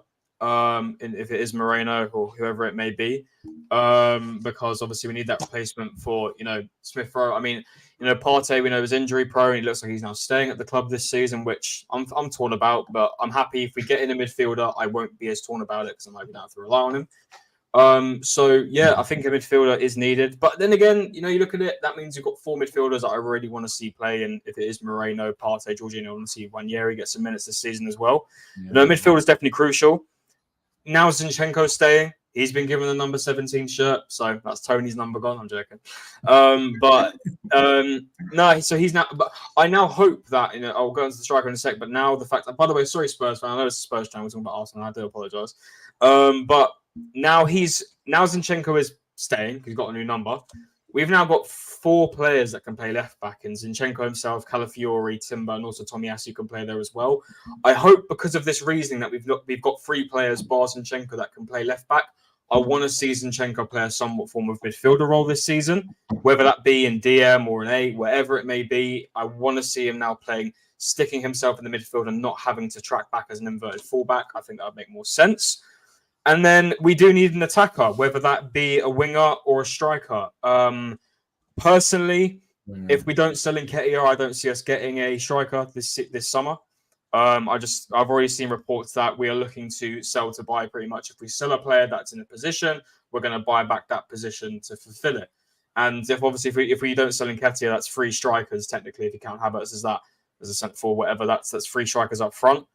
And also, we don't know what's going to happen with Reece. Is Reece leaving? What's going on with that? And, oh yeah, I forgot as well. Ella, big up to you. I forgot about Kivior. Kivior can also play at left back. So, we've got a lot of players that can play a lot of positions at the moment. And obviously, Kivior's been linked with Milan. He wants to go to Milan, I think. And goalie Ramsdale too, potentially. Yeah, Ramsdale as well. So there's a lot of players that still need to be really let go. We're looking to loan out Cole Hines. So listen, overall, I hope we get in Mikel Moreno. He's been linked with us heavily, and for that price tag, I'd be very, very happy. It's a quality midfielder for a low fee, which I'm very happy about when Arsenal spend low money on good players. And a forward's needed, whether it's a striker or a winger. Personally, my preference is a striker. I know Stefan disagrees and he wants a winger, which I can understand. But wingers are needed as well, especially on the right for Saka, because Reece just isn't good enough. But then again, you've got Jesus. Do you want to play him there? I don't know. Fabio Vieira can also play there as well, but he's hit and miss. Listen, I'm happy with Calafiori. I think it's a position that needed fulfilling, like a proper player that can actually play in that position for solidly. I know Timber played there very well last season, but it's nice that we can have a player that can actually really suit in, and I hope he fits in there well. Midfielders needed, an 8, whatever it may be. If it's a 6, let it be a 6. But forwards needed. But honestly, do you know what? Sat here right now and talking about it, I want outgoings, man. I actually want outgoings at this point. It just has to happen because before we move on the incomings, we need the outgoings. And there's so much dross in this team that still needs to go. Not even dross, just players that just have to go at this point. Reece still needs to go. Eddie still needs to go. Ramsdale, if he wants to be England's top goalie at some point, he can't be sitting on the bench for Arsenal. But if he wants to, Connor, would you mind having Ramsdale as second goal? No, not at all. Yeah. But I'm just talking about the player himself. If Arsenal, because I know Arsenal have been linked with a couple of secondary goalkeepers or third choices, wherever it may be. So yeah, I'm happy to keep Ramsdale. But I don't want Fabio Vieira here. I'm sorry, unless it's a loan. I don't think he's needed. I think Wanyeri starts over him after a couple of games of seeing. I'm sorry, bold statement, but I'd rather see Wanyeri start over Fabio Vieira in certain matches. There's just players that need to be sold, and we need to make some money back as well because of FFP. So, yeah, listen, if the links are true, we've been linked with Osimhen apparently, and obviously Gyökeres, but it's not going to happen unless we sell Eddie. And I know that's such a big statement, flipping Eddie and Nketiah stopping us from signing a striker, but it is the case. We need these outgoings done, and I just hope Arsenal get a move on because I've seen constantly now links of players going to Marseille, strikers, and we're stuck here. I don't know what's going on with Nketiah. So whether it's Marseille, whether it's Fulham, whether it's Palace, whoever it may be, we need this guy gone, because I think he's going to hold us back in this window. And I'm actually quite worried that we're going to sign Calafiori, we're going to sign Moreno, and I think we're not going to sign an attacker. I think that's how I see it personally. Yeah, I agree with pretty much everything Connor said, apart from I think a winger is more needed. I think it was really evident in the Liverpool game, where Liverpool, we were by far the better team, in that game, but Liverpool had speed on the break, and they beat us with that speed, with the speed of Salah and with the speed of Jota. So for me, we need another type of kind of Martinelli type player with just pure speed and that can run at the players, especially off the ball. And my dream, I know Connor, and I agree with him. I get his skepticism, but I love Pedro Neto. I think he'd be absolutely sick not as backup. I hate that word, guys. A top club doesn't have backups. A top club has competition. Someone that's going to come in, and Saka's going to be like, okay, this isn't Reece Nelson. This is a super talented player on his day and one of the best wingers in the league when he's in full form. Like, I need to get my shit and keep my form going. So I just see that. I hope we sign Marino. The more I've watched him a few times when I was trying to watch Zubimendi, and I was impressed by him. I think he's literally Granit Xhaka 2.0 in terms of he's a little bit more offensive and more physical than Granit Xhaka. And for me, I think what Arteta saw, and where me and Connor kind of agree, is I thought our left-hand side last year was the most unstable, which is the left back's position based on injuries and form, and the left number 8 position where Havertz started, didn't do as well. Then he was moved to striker, and then we tried Trossard there. We tried Rice, Jorginho. So we tried a number of players, and I think Marino perfectly fits that number 8 role with Nwaneri. I'm really high on him, been super impressed with him. And I've also been really impressed with Miles Lewis-Kelly also. For me, he's more talented than Nwaneri personally. I really rate Lewis-Kelly. I think physically he's going to be an absolute monster. So for me, I'm really excited. I really want a right winger. I'm going to be honest. I think it's much more important than I know striker. If you ask me, would I take a Tony or a Gyökeres? Of course I would. But I just think scoring 91 goals and having the potential to improve that left-hand side with 2 players that greatly underperformed last year in Martinelli and in Gabriel Jesus. And I think the addition of Marino and Calafiori will really help them get better, I think, this season. I just, in my opinion, I think we need competition for Saka, and only competition, someone to replace. He cannot play every single game. He just can't. So the same way, that's why Arsenal signed Calafiori, because Gabriel and Saliba played every single game for Arsenal. And now with Calafiori, with Ben White, with Timberback, we can rotate quite easily. So yeah, for me, I hope we sign Marino. I love that signing for 22 million pounds. He's a Champions League midfielder. For me, that's an amazing value signing. So yeah. Yeah, I agree, right? It's like when I look at Arsenal, I think you are at that nice stage of building your squad where you are not as pressed for time and as pressed for the quantity of signings, right? It's not like you have to rebuild the squad or whatever, right? I think you are at the stage where your squad is good enough where you only need to improve where you can improve and fill the gaps where you have the gaps, right? And I think you both correctly identified the gaps that you had. I think where I think it would be really useful for you guys to have more of a target man striker, just as an option, just as a different outlet, just as a way to impact games differently, right? I think one of the biggest issues that it's really that you really need to fix is the right wing spot, right? I think I agree with Stefan with that, right? I think Saka plays too much. It's not like he doesn't have the quality to play. I just think he won't have the legs soon to play, right? I think that you really have to be careful with him so that he does not become another like Gavi or Ansu Fati or whatever, right? Where the talent was there, but the legs just gave up, right? So I think the right wing is one of the positions that you really need. I think the number 8 was one of the positions you really need, and it looks like Merino will happen, right? So it's like I think it's a really good business on your part. And I think you really needed a left back / left-sided centre back, right? And you got this with Calafiori.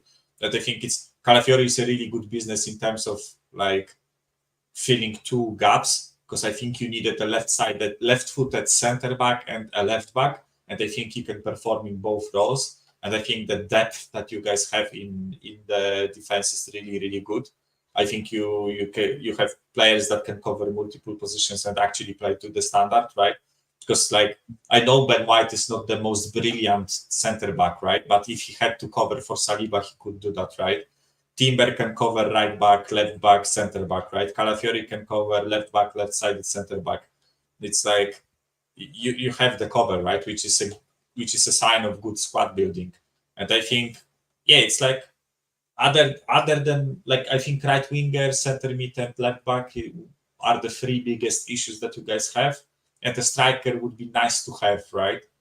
And other than that, like, fucking, I don't know. Like, of course, you can make Mihal, are you jealous? Are you jealous, Mihal? Yeah, but, like, I'm not ashamed to say that.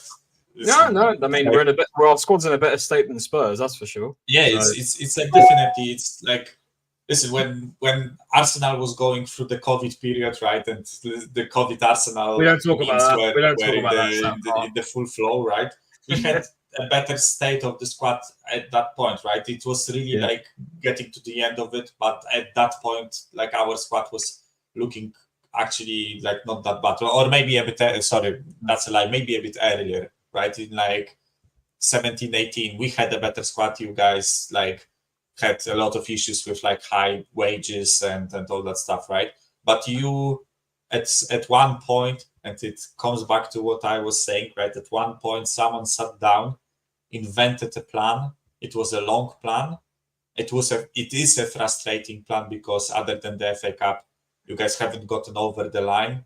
Yeah. But it's like it's all looking like you will get over the line, right? There aren't many arguments other than City to stop you guys from getting over the line, right?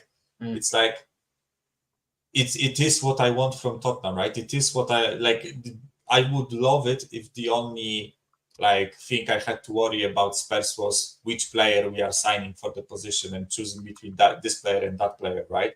If we were in your position, then I would be picky about Solanke, right? Then I would be like, listen, we have this amazing squad. Why can't we get a better guy than Solanke, right? Well, why can't we get Ivan Toney when he's waiting there, right?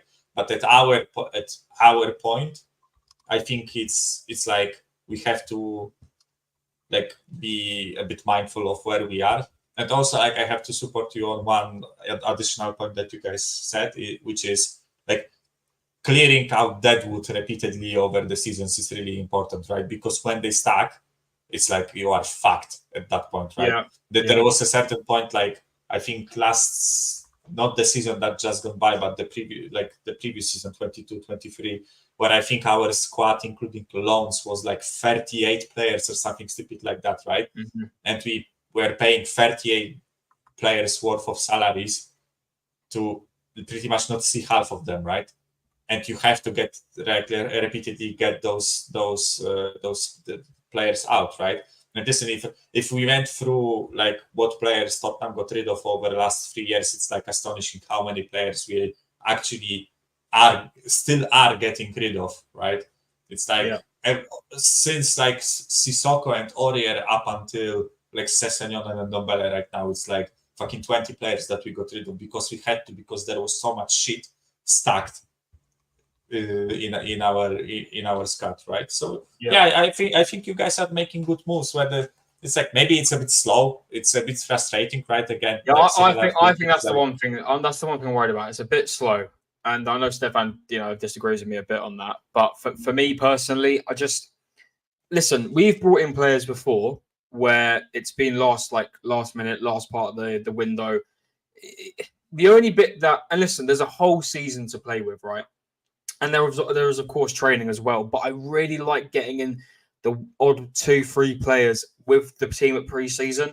Get them used to the squad, get them used to the team, the playing system. And I know we've probably done it with Calafiori. Calafiori will be ready 100%. I hope to start our first game against Wolves when the Premier League starts. But, when we're looking for players and we really want that midfielder to come out, and maybe unless it's a Premier League signing, I like to get these players in. It's probably the same for Tottenham as well. If you guys want to get signings in, you want it in during pre-season, you want them to get integrated into the team, work their way. I think it's with any club, not just Arsenal and Tottenham. So that part of me comes a bit annoying.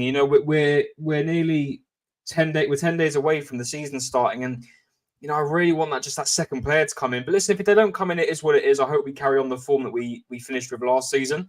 But the outgoings have to happen, man. These outgoings need to happen. I hope Eddie gets a move on, man, because we need these players gone.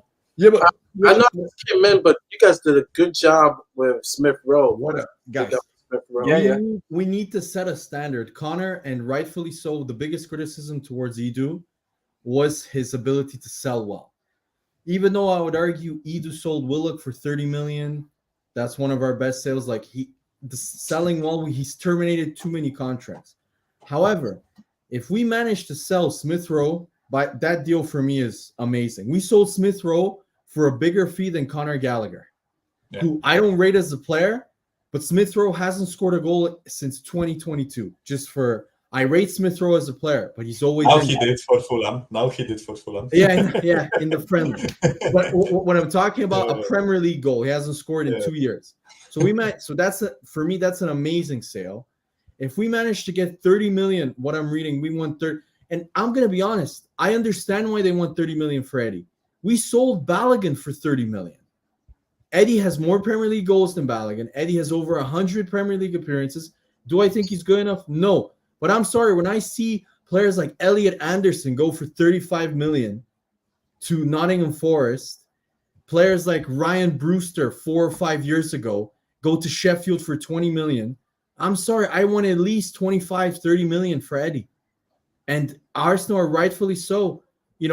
Marseille paid 27 million euros for Mason Greenwood, a guy who has more baggage than fucking Heathrow. And I know what people are going to say. Mason Greenwood is a far more talented player than Eddie. I agree with you, but so is Ivan Toney. And Ivan Toney, Brentford valued him 7-8 months ago at almost 100 million. They valued him around 80 to 90. Guess what? He's a prick. So his value went down, and he has off the field issues. So now supposedly Brentford are slashing the price to around 40 to 50 million. Not because of his footballing ability.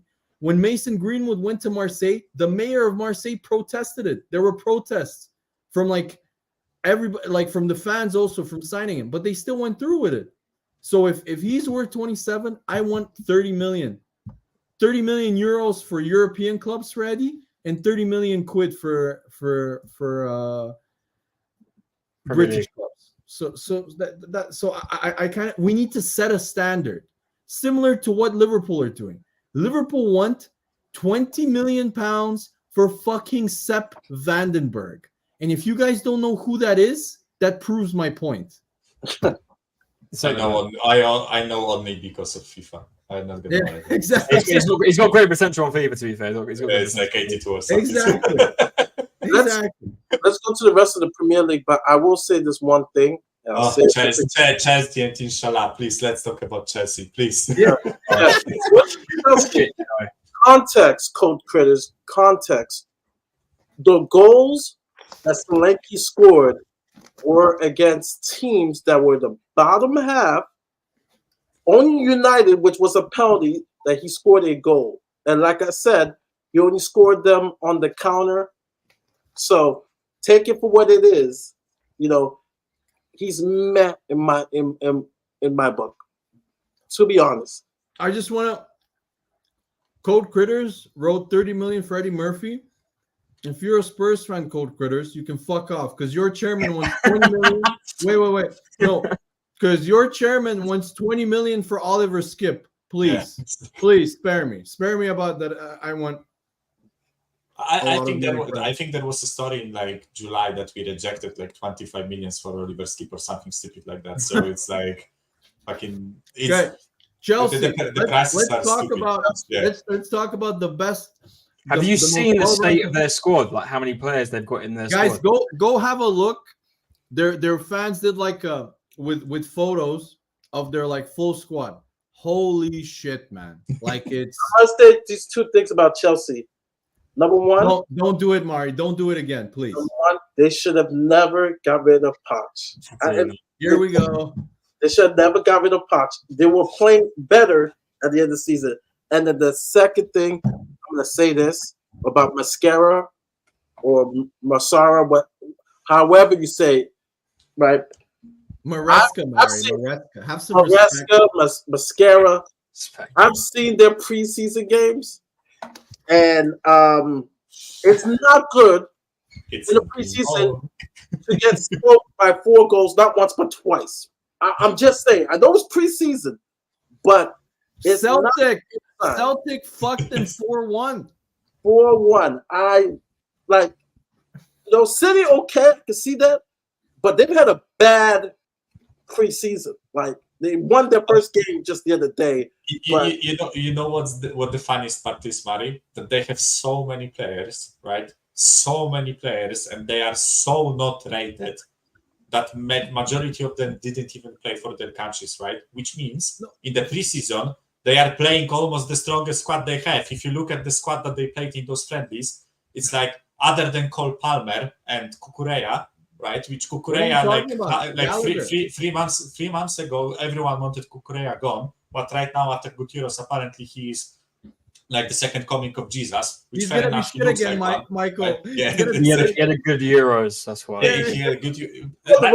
I mean, he had good Euros, right? He had good Euros, right? But it's like other than Palmer and Kukureya and Gallagher, who they now sold off, right? They are playing the strongest team that they can, pretty much, right? And they are getting spanked 4-1 by Celtic, right? They got rid of what's the guy's name? Man City beat them with their youth team.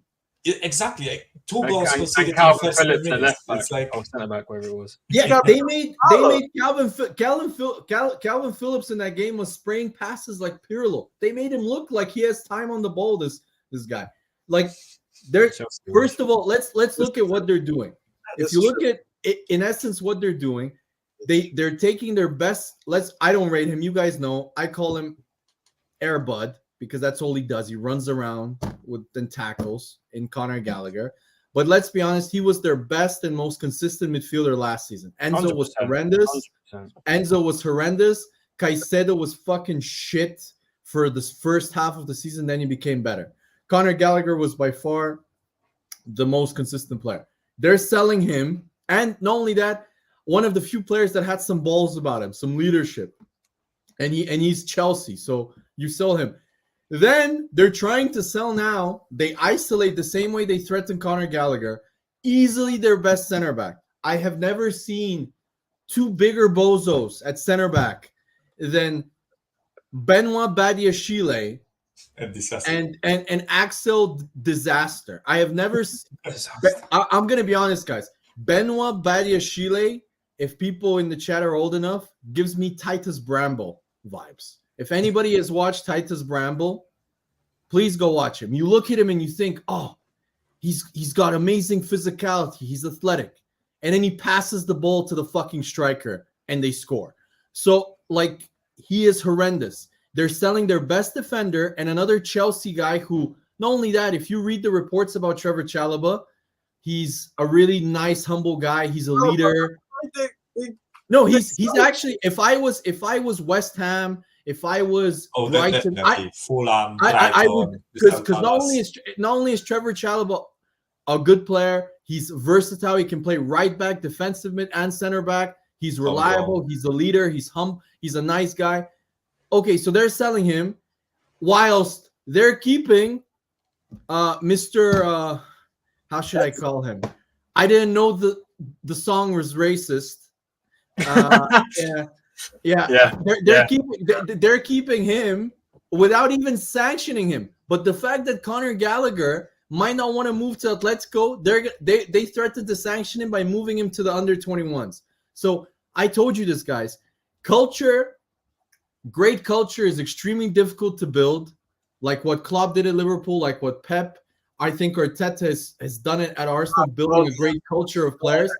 But great culture can easily be destroyed very, very quickly. And that's what we're seeing. We're seeing with Chelsea currently. God bless Todd Bowley. That's all I'm going to say. I love it. And I love it. It can't happen to a greater fan base or club. Todd Bowley, you're doing a great job. And you know what the funniest part is? That Chelsea are the only club that actually in a season plays 36 games and starts with 6 points, because they play against us twice, right? Which means they have 6 points just for existing, right? And I still say they are fucked, right? And listen, before Scott outbursts, I'm not saying we are finishing above them, right? Because now, guys, you have to finish above them. Yeah, but I would be surprised. They may still have a points deduction. Oh, I'm not. Mate, I'd be surprised if Chelsea finish in the top 10. I'd be very surprised. Guys, let me just add the last thing. And I was really intrigued when they hired Enzo Maresca. So I was really, really interested to go into the Leicester fan channels and to see what their reaction is, because they did well. Leicester, like they won the actual championship. So I thought, like Leicester fans would be gutted. Like they looked like they're playing. Go watch some of the reactions. Some of the fans were either lukewarm, like they're like, yeah, we don't really give a shit. Other fans were actually happy that he was gone. So I was really, really taken aback by the way Leicester fans took that. He was not popular at Leicester, universally especially. So that tells me that you have the biggest budget in the championship. And I read up why. Extremely one-dimensional, plays the same way every time. Teams had figured him out by mid-season, where they had, I think, a 13 or a 14-point lead and almost choked the actual championship. They almost lost it. So I can see why. And if you watch him play if you watch the way Chelsea play, you're going to try and make, and by the way, I just want to say, the best signing by far. Signing Brighton's third goalkeeper. That was by far the best signing. And from what I'm reading now, they have signed a goalkeeper that is potentially worse than Robert Sanchez. I read some reports from Villarreal fans. They're fucking laughing to the bank that Chelsea have paid 25 to 30 million for it. I don't watch La Liga. Please, La Liga fans, tell me. But what's his name? My favorite Chelsea podcaster, Alex Goldberg, did a special. I don't know if you guys know him. He did a special with like a La Liga expert. He was like completely dumbfounded as to why Chelsea are interested in him. And the guy was fucking Scandinavian. And he really didn't rate the goalie. So, guys, so interesting. They have like 7 fucking goalkeepers, right? It's like, how many center backs? They signed some. Tell me, he's a Boca guy. Is he any good, Mari? Ancelino or some shit? What's his name? Nah, it's the thing is, because I sometimes get to watch and laugh at Johnny Minerals. You guys have heard of him? Yeah, Johnny Minerals, interesting character. Mason Mount. Let's fucking have it right. Clown Lake FC. Yeah, Clown Lake. Yeah. What's scary is that Chelsea and Tottenham are the same in the sense of they're really banking. Pep leaves, right? City falls back, and because of this whole youth stuff, like they'll be in prime position economically and on the field in about 5-6 years. And the only difference is Bowley has done the expensive buying youth route, where we have gone kind of expensive, but not expensive Chelsea route. It's just like it's just we spent like Todd Bowley is almost like Daniel Levy in a sense. No, Todd Bowley, Todd Bowley is the New York Knicks owner. That's who he is. James Dolan. That's who he is. Yeah, but finally Dolan left. Finally, he left. And now the Knicks are really good. What a shock. It's like, you know, Mari, I agree with the like Project Youth thing. The difference is we signed like what Vuskovic for 10 million, Bergvall for 10 million. It's like Archie Gray is the only pretty much big like young signing that we make, right? I'm not really counting like Van de Ven, right? Okay, like Udogi, Sar, like, you know, all 10, 20 million, something like that, right? I think the main difference is we spent like what 200 million, let's say, over a couple of years on youth players, right? I don't know the numbers, right?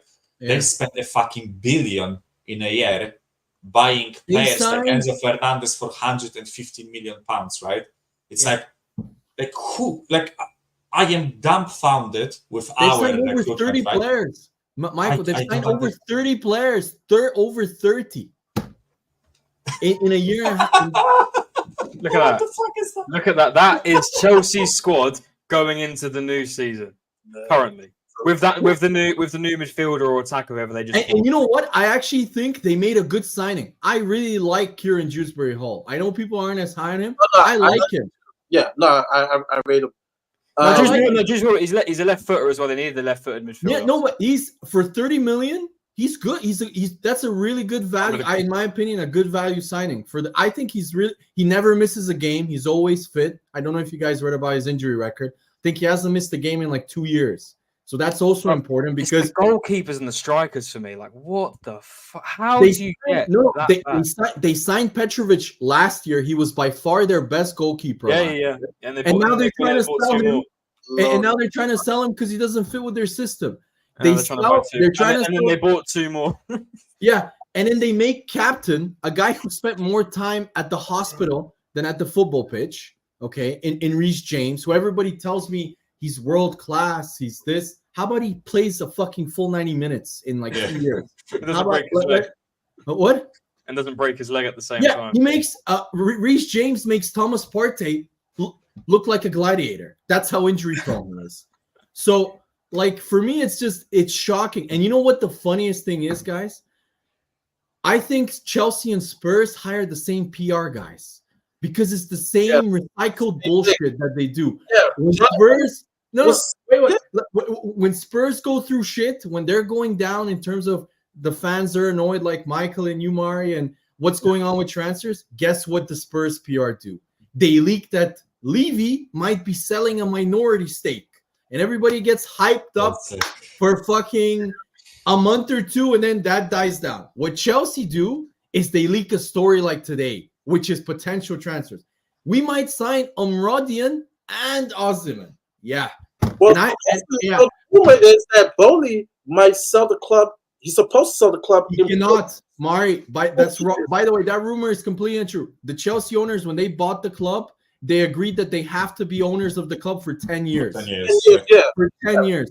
I heard and then the 10 years one that they're gonna eventually sell the club. And so what Minerals and some of the other guys are saying, they just want to make as much profit before those 10 years. But they can't. But that's the thing, which, guys, you tell me, like, Mari, this is the thing that I'm most confused about. They're hedge fund guys. Hedge fund guys have investors behind them. And those investors, after a period of time, guys, they want to make profit.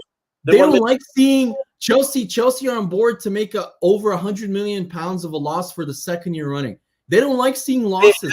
They have to make the Champions League, though. So I don't see, is the end goal really long term where they think by signing 12-year-olds from fucking South America, they're going to turn into, Neymars and Paquetas? Like, I'm reading now they're trying to sign some guy from Gremio called Gabriel Meck for like 30 million again. So I just, all of these, and people forget the forgotten kind of youth players that they signed. See, the problem is, right, who you just mentioned for Gremio, he's okay because I've seen some of their games.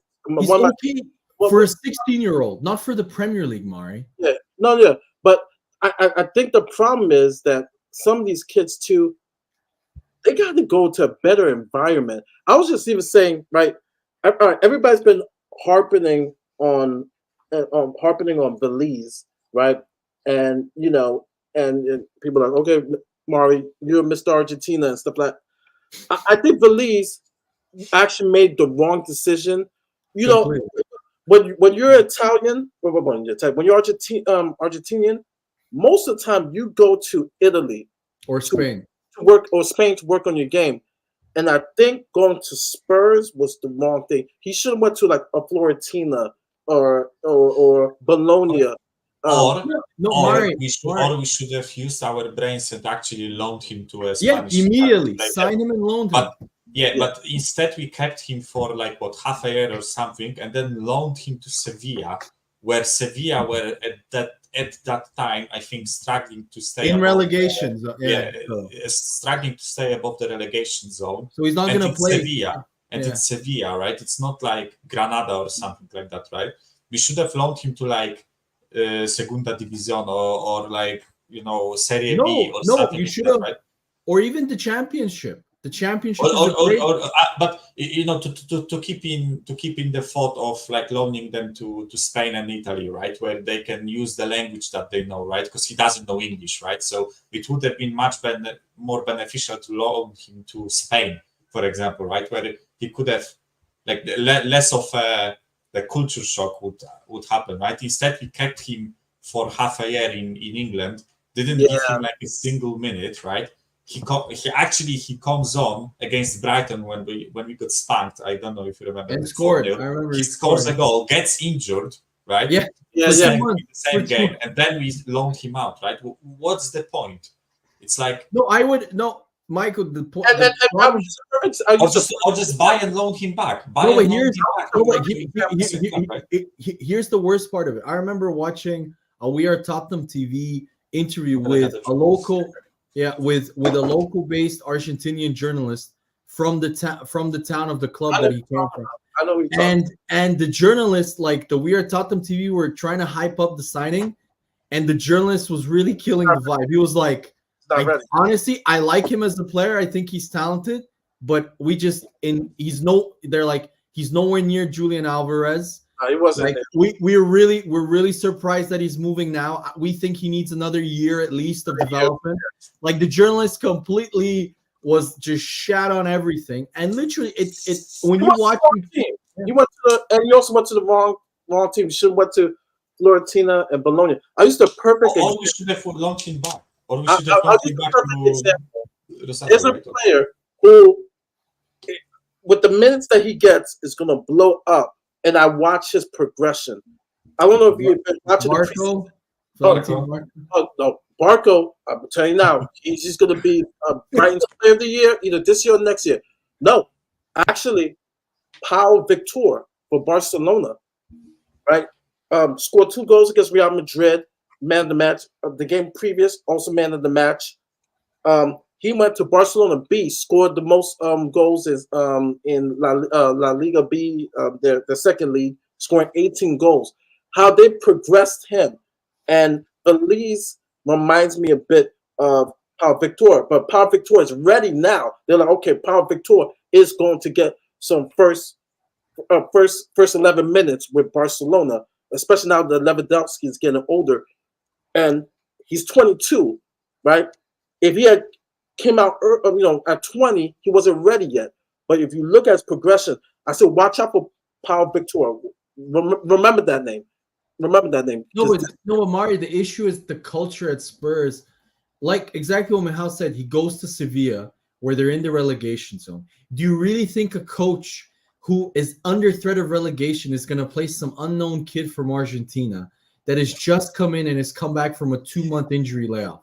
Like, what the fuck was that move? Like, you need to hire a new loan manager or a guy who handles the loan. Arsenal, that was the best decision that Arsenal did 4 or 5 years ago, because what they did was it allowed Emil Smith-Rowe to go to Huddersfield, which catapulted his development into breaking into the Arsenal first team. So all of these things need to be looked at. But what Chelsea are doing, going back to exactly what they're doing, is nobody know. I've told you this before. Mari is American. He will tell you. They're copying the baseball model, which is simple talent accumulation. You know about it, Mari. Yeah. They sign 25 and by copying, I mean they go to a cheaper. No. They go to a cheaper market, Dominican Republic, Cuba, where they can pay the players far less from 20 players that they sign for peanuts, and they send them to lower division AA or AAA baseball clubs. 2 or 3 become superstars, and the money is so they think if I pay 30 million for Gabriel Meck and 20 million for David Washington and fucking 20 million for Andre Santos, who's going back on loan to Strasbourg where he couldn't start there. If I pay that much money for all these young players, eventually maybe one we might sell for 80 or 100 million and become a superstar. The problem is football doesn't work like that. You don't have as much time as in baseball. You just don't. Fans aren't as patient. And especially Chelsea fans. Literally Todd Bowley. Chelsea just trying to be another Brighton. They're just trying to be another Brighton. No, Connor, they're not, because Chelsea don't give the same pathway. Because if you look at the players that they've signed, Brighton signed an unknown. I know Mario will say he knows him, but Barco was unknown. Caicedo was from an Ecuadorian club. They tell them, listen, our plan is you come in here, we'll develop. We have the best development coaches. Barco too.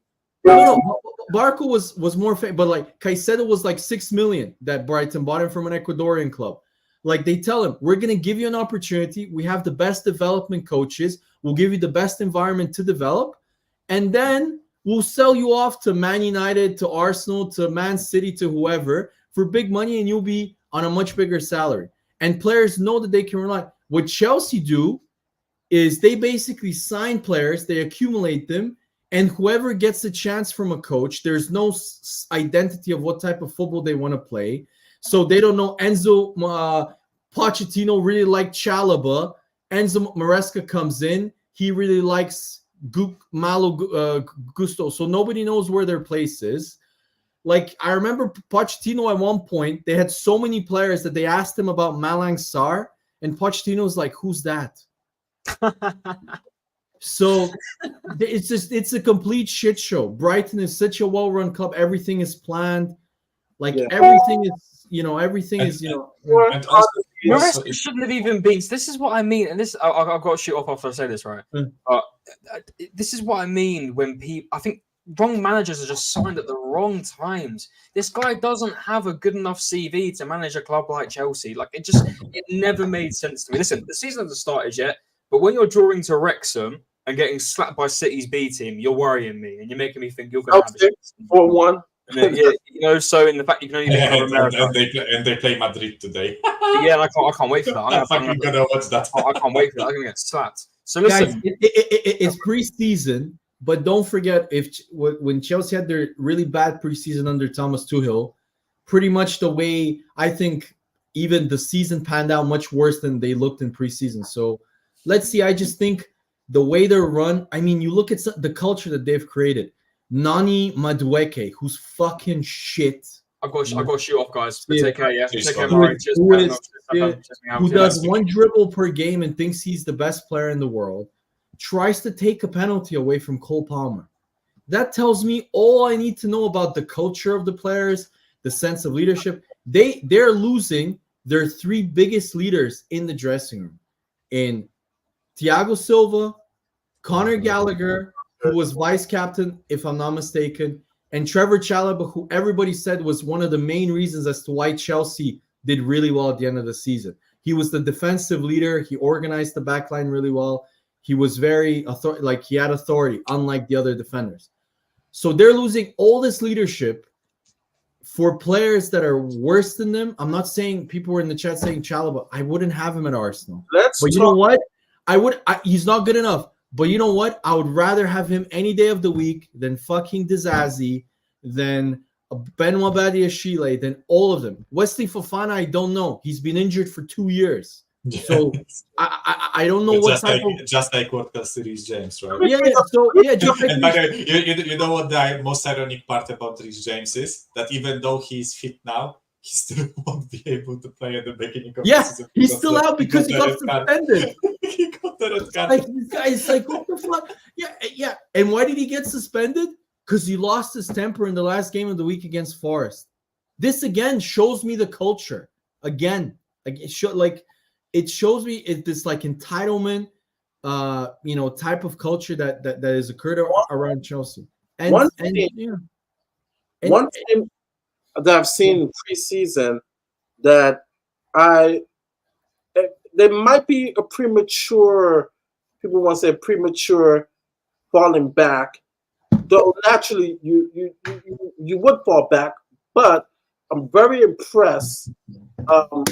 Bringing up Liverpool and Arne Slot. Liverpool is looking very, very good. And really, I was looking at a breakdown about Carvalho, who didn't work in Klopp's system, but works in the middle in Arne Slot's system. And the way the guys are playing, Liverpool, it's weird to say they're the surprise. Everybody thinks they'll fall back. I would say don't sleep on Liverpool. That's what I'm gonna warn you. Don't look at the scorelines. The Arsenal scoreline was a bit flattering for Liverpool. It was Arsenal by far were the better team for most of that game. They didn't create as much, but they created enough to score. I'm just saying that they're not going to. The Man United game, Man United were the much better team. I don't know how that game finished 3-0. Man United had more. Man United should have won that game. So relax. I think Liverpool do look good, but I've always said this. First managers, especially at a club like Liverpool, especially at a club that has had a long-term manager for ages, it's a great honeymoon. The first 4 or 5 months are really fresh. They have a new coach after 9 years. They're going to do well. I predict they're going to start well. The thing for me is once, just like with Ange, once teams have tape on him and they figure out his football, which they will, the Premier League is too good. Nobody can pioneer the Premier League and outthink the Premier League and change it drastically.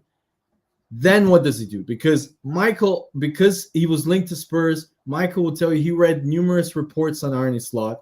The biggest criticism of him is that he's extremely one-dimensional. He plays the same way every time, and he's even more attacking than Ange. Because I remember the Arsenal game.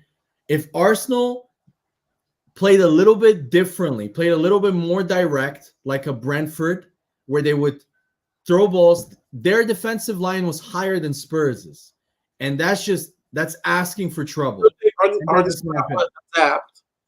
No, he doesn't. Scott, you're wrong. He doesn't. That's his biggest criticism in Holland and in Europe especially was that he didn't.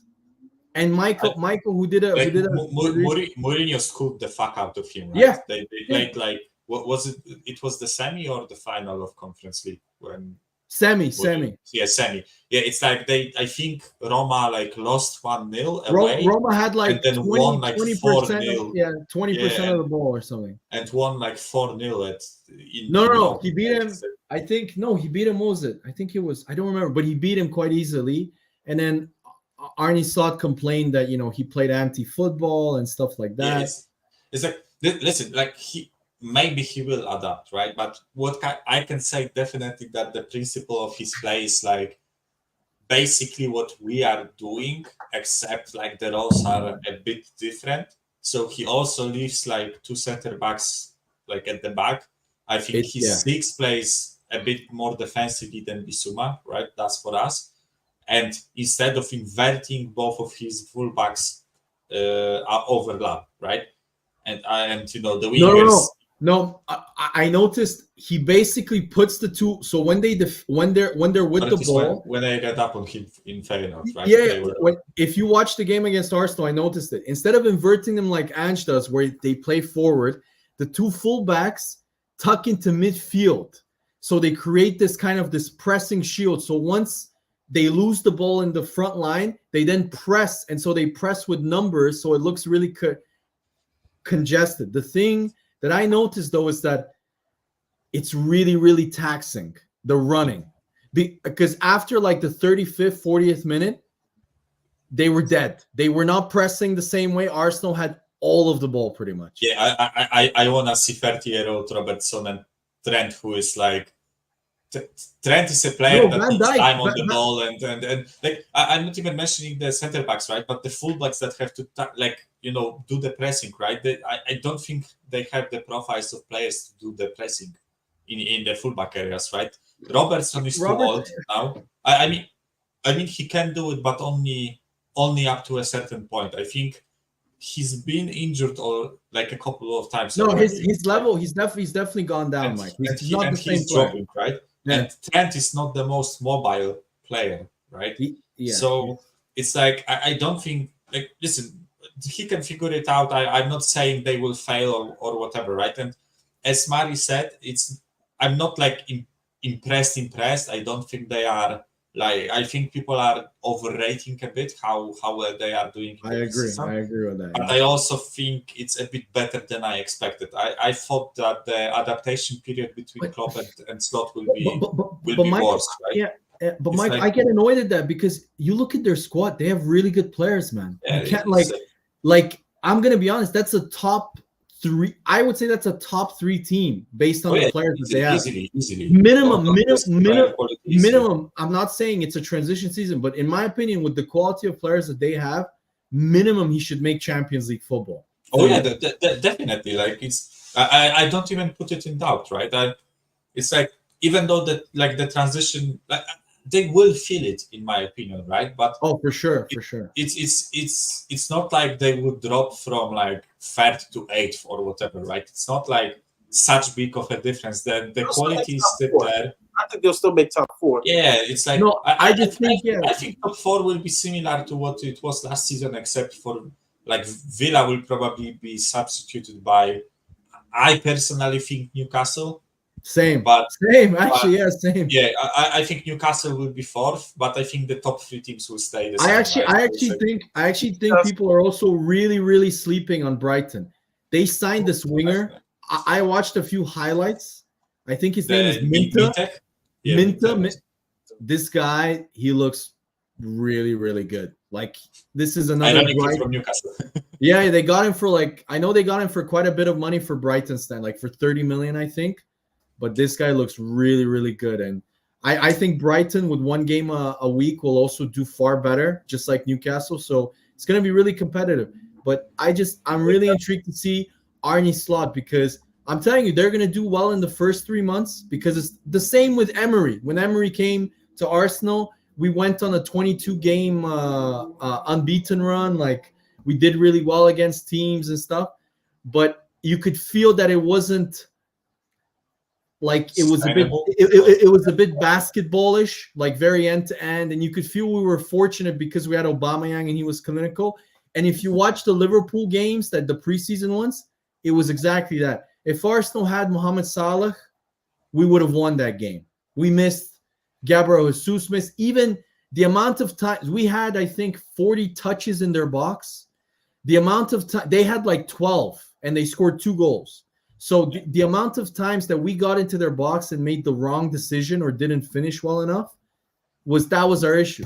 And I think what Michael said, with Mohamed Salah and Jota staying fit, they just have too many good attacking players. Oh, and by the way, in that game, I don't know if you guys noticed, Szoboszlai is such a good midfielder that he played him as a striker. Yeah. So he doesn't rate him as a midfielder. So I'm really intrigued to see how he plays, because this system, man, with an injury-prone Ibrahima Konate, the amount of covering he had to do for Trent, now it's going to be increased with the system. Like, I don't. Van Dijk is gonna get very old very quickly with this system. So aging speed to 100%. Yeah. So let's see. But by the way, just one thing quickly, if I can, Mari, right? It's like, I looked at fixtures for like first 10 fixtures for majority of clubs, right?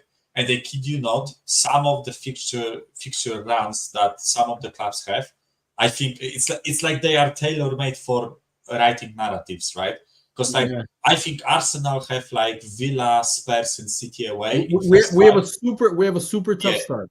It's like you see, you will just for argument's sake, like, let's say you draw with Villa and draw with us, just for argument's sake, and everyone will be like, oh, Arsenal are not the same, and and the narratives will be spun, right? Look at Liverpool's first 10 or 9 fixtures, right? I think they play all the promoted sides. All the promoted sides. I think they play like bottom half of the table majority from last season, right? I think their only like tough fixtures is United away. And we know how it goes with Liverpool and United, right? It's basically a conflict. It's either 5-0 Liverpool or 1-0 United. Right? That's their record at Old Trafford is not good, man. It's but what I'm saying is like I bet you this is supporting what you said. I bet you Liverpool will do extremely good at the beginning of the season, supported by the fact they don't have like tough fixtures, and the narratives will be out of this fucking world. Like Arne Slot is the new messiah. You know, it's like whoever, we don't need Klopp anymore. I kid you not. Like look at Liverpool's fixtures. Emery at Arsenal was very similar. He started with Man City and Chelsea, lost both games. Lost Chelsea he was quite unlucky against Chelsea from what I remember. 3-2, I think. And then the next, I think, 10 games were fucking just what Michael described. Watford at home, Everton, like just games that Arsenal should win with the squad that we had then. And I think it's going to set up the narrative now of what Michael described. Kind of similar to Spurs last season, where, let's be honest, first 10 games were pretty easy. Let's see. I mean, I'm not as high. I watched them against Arsenal. They were good for 15, 20 minutes. And, after that, they will say, oh, we had a lot of our youngsters. And Carvalho is looking good in that system. Because Carvalho. I doubt he's gonna play Mari. I don't think he's good enough. Fabio Carvalho is the Reece Nelson of Liverpool. Always looks really good in preseason, then never plays. So let's see. I mean, certain teams, certain managers with certain players, it happens. It happens. I don't think Arne Slot is going to play Fabio Carvalho for over a 70 million pound Dominic Szoboszlai. Yeah. No matter if I don't rate Dominic Szoboszlai, what you watched, Dominic Szoboszlai runs and presses hard. And I think Fabio Carvalho just doesn't have that in him. But let's see. I mean, I think Liverpool are going to finish, in my opinion, my prediction is they'll finish fourth. I think Newcastle are going to finish third. I really do. I really like Newcastle's team. I think people are really sleeping on Newcastle. Them getting all of their players back, including I really rate. Here's the shocking part. British fans don't rate Guehi, which fucking shocks me, guys. I thought he was England's best defender easily. It wasn't even close. Yeah. Euros, and which is even more impressive by the fact that this was his first Euros. And he outdid John Stones and Kyle Walker, two vastly experienced. Kyle Walker was horrendous, by the way, but two vastly experienced players. So for me, I really like Guehi because in big games he played really well. He shows leadership. I think I think he's way overpriced for 65 million, but I think he'd be a really solid signing for Newcastle. So let's see. I mean, I'm intrigued to see Newcastle. Joe Linton will be back. The Italian gambler is also going to be back. So all of their team is going to be back and fit, and they'll have one game a week. Yeah, I mean, Lee, but wait, can you just highlight Lee's comment? Lee, after all this howling, and talking shit to me, Lee, I watched the Tottenham away stream. For once, we share opinions on everything now. You agree that Bissouma isn't good enough. You agree that Ange's system is too attacking and too suicidal. But Lee, wasn't I, sour grapes, or I was biased because I was an Arsenal hater and stuff like that? Oh, well. Thank you, though. Look, it's okay. But, yeah, so just the final thing is... I just end off with United. Yeah, let's finish with the different structure, the revolution that is Man United, guys. Oh my God, I can't deal with the fucking PR job that they're doing on Man United. Very unlucky with these injuries. No, they're not, Mari. They're not unlucky. If it continually happens, that means that their training methods are shit. That means that it's unlucky. No, it's not. If you read the reports, Lenny Euro had an issue before the game Why did you play him? He didn't train before the game. Why did you play him? It's a fucking friendly game on a pitch that was shit. Why would you play him? And then, they're unlucky with injuries. Okay, great. Yeah, but it's still gonna be an issue of how they start off because they were having a good preseason, and they're bringing in players, and then to have injury after injury after injury. Haaland, we're gonna see how he does his second season with the club. Then you got Euro who gets injured, and it's just. I think it's like a pattern is emerging. Too many injuries in the same, too many injuries in the same manner, right? No, it's Michael, a lot of their players get injured really quickly after training sessions. The worst, exactly, in training. They don't get injured in the game. They get injured in training, which should tell you that there is a massive issue. Either it's the fitness coach, either it's Ten Hag. One of them needs to be fired. Or the physio. It should have been Ten Hag, but they held on to him, right? Yeah, so exactly. It's listen, good. Honestly, fuck United. I am so happy that they are not doing good. And yeah, I know they won 2 trophies right before anyone rinses me. I know I'm a Spurs fan. It's polishing a turd. It's like that. I don't care. That doesn't change the fact that they are absolutely horrendous, right? And it's like the and I don't want to go at war with United fans, but the amount of copium they are inhaling with that new, as you said, new strategy, new this and that, and I'm sitting. We're different. Man United are back. It's maybe. But they are all talking like it's guaranteed. They are all talking like they are coming back this season, or it's going to happen definitely, right? And honestly, I don't wish harm to any of the players, but the fact that so many of them got injured is a big, satisfying middle finger towards some of the fans. But you know what? You know what the funniest PR spin is, though, Michael, when you just said about the media blowjobs around this is different. Jim Radcliffe is coming in and changing everything and stuff. They're calling it a rebuild now, even though Ten Hag is 2 years into the actual job. 3. This is his third year. So they're calling it a rebuild.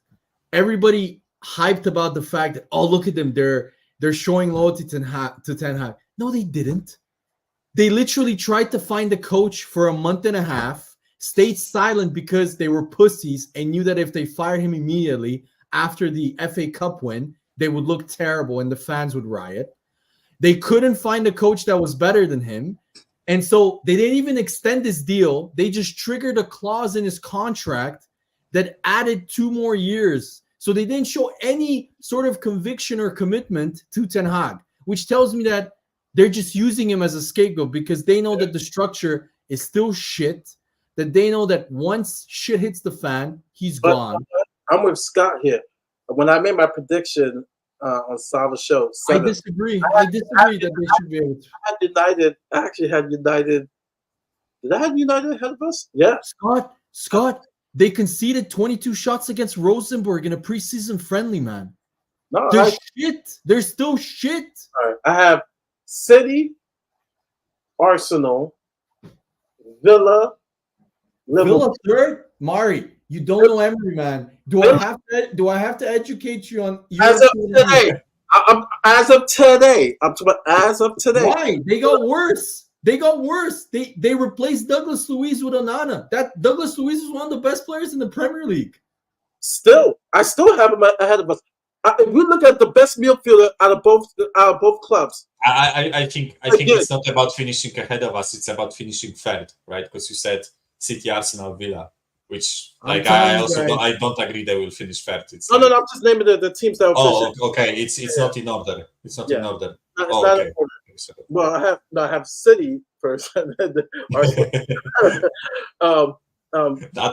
Two teams are in order, but Liverpool. Newcastle, I agree. Newcastle, Villa, Liverpool. Who am I missing? Spurs, Chelsea, No. Brighton, Actually, Brighton. Brighton. I gotta see a little bit more, but we're talking about definite. And I have United. I have United. Guys, don't sleep on Bournemouth. I really like Bournemouth.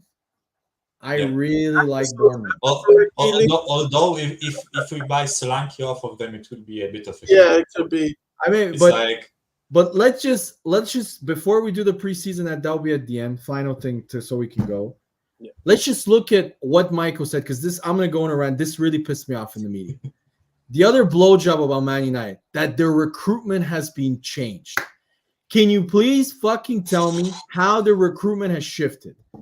They still overpay massively for young players. Lenny Yoro, a guy in the last year of his deal that Real Madrid wanted to pay maximum 30 million euros, they doubled that and paid 60 million. He's on 150K a week, which is half the wages of Calafiori. Just pointing that out, guys. Okay. So they have overpaid Calafiori's on massively. 300K? No. He's on 150K. Calafiori's on around 80, 70. Oh, the other way. Sorry, Calafiori's the other way. Half of. Yeah, my bad. Yeah. So they overpaid. Then what are their other transfer targets? Has-beens, which they have signed numerous times. If you look at their previous history, or kind of the old aging great players from great clubs, the Di Marias, the Casemiros, the Varans. What are they signing now? The De Lichts, which are basically, let's be honest, Bayern Munich are trying in every single way to get rid of De Ligt and Mazraoui. Mazraoui, they have managed to find a player that is more injury prone somehow than Luke Shaw. Well done. How is that great recruitment? Who's on big wages? De Ligt is on 300K a week, so they're going to overpay for a shit center back. Again, who couldn't cement his place at Juventus, who lost his place at Bayern Munich to fucking Dyer. Eric Dyer. He's going back to the coach that made him. Yes, I've heard this. Okay, yeah, he's going back to the coach. And then the third recruitment policy that nobody talks about is that every single player that they're linked with or trying to sign, literally all of them are either Dutch or have played for Ajax or a Dutch team. The only thing Man United need to do now is, instead of launching a third kit, just launch the fucking Dutch kit, because that's what they should be. All of their Oranje United. Yeah, Oranje. All of their coaches are Dutch. Everybody is Dutch. Their transfer targets are Dutch. Mazraoui, they'll say he's Moroccan, but let's be honest, he's Dutch. He's born in Holland, trained at Ajax, so he's very Dutch. So every single player that they're linked with. Now I'm reading they're linked with David Hanko. Guess where he plays? Feyenoord. So it's like it's this. By the way, not a bad player, to be honest. Not a bad player. No, I'm not saying but this bullshit that they're telling the recruitment has changed. Nothing has changed. Ten Hag is still dominating transfers. And then they hype up players that are crap. Manuel Ugarte. Okay, he had a good Copa America. They don't like Casemiro because he's not good on the ball. He's too slow on the ball. Ugarte is exactly that. Great tackler, great engine, zero ability on the ball. PSG paid 50 or 60 million for him to sign him last season. They're trying to sell him, and I read Man United are interested.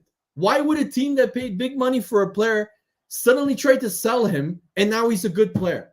I'm telling you, the amount of PR blowjobs that they're getting is well done. You know what? Jim Ratcliffe already is much better at the media than the Glazers. The Glazers got so much heat, even though they signed and paid so much money, but because they had But the final thing is, to all Man United fans in the chat, research on Jim Ratcliffe, please, on his impact at all the sports teams that he's research on the cycling team that were champions before he got there. They went to shit. Research on the sailing team that he owned that were also champions when he got there. They went to shit completely. Nice. Ask Nice fans if they like him as an owner, because they'll tell you no, we don't like him as an owner whatsoever. So this notion that I'm reading that suddenly he's this different type of owner in the media is hilarious. It's fucking hilarious. And the final thing is, and I'll give you guys, is he fired about 250 people. Okay. When this happened at Arsenal, at Spurs, and at Liverpool, there were massive protests, and the media criticized them hugely because of it was during COVID and stuff. Yeah, and they the were COVID cutting levels. costs. Yeah. The media is praising him for supposedly removing waste. So that should tell you that he's got good PR people. That should tell you. Oh yeah, it's So, like Daniel Levy. Daniel Levy is protected by Talk Sports, Sky Sports. he's not, man. I don't think he is anymore. I don't think he is. Yeah. I mean, go on Chris Cowlin. Look who's been on Chris Cowlin the last few times. Who? Yeah. The I know. ultimate anti-Levy guy, Yeah. Brian Daigle. So Yeah. that should tell you that your kind of how should I call it, movement Start getting is getting much more mainstream. And I love the fact, and I commended Brian for this, that he came on and didn't act like exactly what you read when you listen to some of the Happy Clapper podcasts. Okay, I'm gonna name one because this is my opinion, not Tottenham way. They're fucking idiots. The Fighting Cock podcast. I've never seen a more delusional. I honestly think they're on mushrooms before they do the actual podcast. I really do. Some of the opinions that they come up with, like we're really like 2 weeks ago, I listened to a podcast saying we're really close to Arsenal. We just need to sign 2 or 3 players. I'm like, 25. How are you? Like, how do you come up with these opinions? But forget that. I'm telling you guys, the it's changing. The opinion is changing slowly. It's for Spurs, and I honestly think, I've told this to Stel, he disagrees. Best thing that could happen to Spurs, you guys have a shit season this year. Everything turns into a shit show like Nuno. You fire Ange, Arsenal win the league, and I'm telling you, the fans will completely turn. He's got because this time, guys, he's got no get me out of jail card. He's got no Joker. He's got no Conte, no Mourinho, and most importantly, Poch will also tell him. It makes no difference with Daniel Levy. And our fans, I agree with Scott, our fan base, trust me, there's still a good chunk of our fan base where it wouldn't matter. As long as the experience is okay at the stadium, it's sad to say it won't make a difference. Yeah. Okay, Mario, before we go, let's just all do quickly the current signing of the season. Let's all name our favorite signing of the season based on value, whatever. What are your thoughts? Fucking Archie Gray, yeah? Archie Gray. Yeah. Only Premier League or in general? On that. No, I think the best signing out of all the clubs, Michael, yeah. All the clubs, I would say in the Premier League, or you talking about all the leagues? No, Premier League, of course. We're talking Premier League. Okay. I would say the best signing, or signings, because it's showing some intent. They know who they are. I would say West Ham. Yeah, I was thinking you would say West Ham. Yeah. West Ham, because of who they are. They're not expected to get the big players, but they improved their team. But which signing do you like the most? Fulkrug? I will say, you know why? I'll go Fulkrug. You know why? Because we're about to. Well, if you believe the rumors, we're about to pay 3 times more for a player, and then they're paid 3 times less.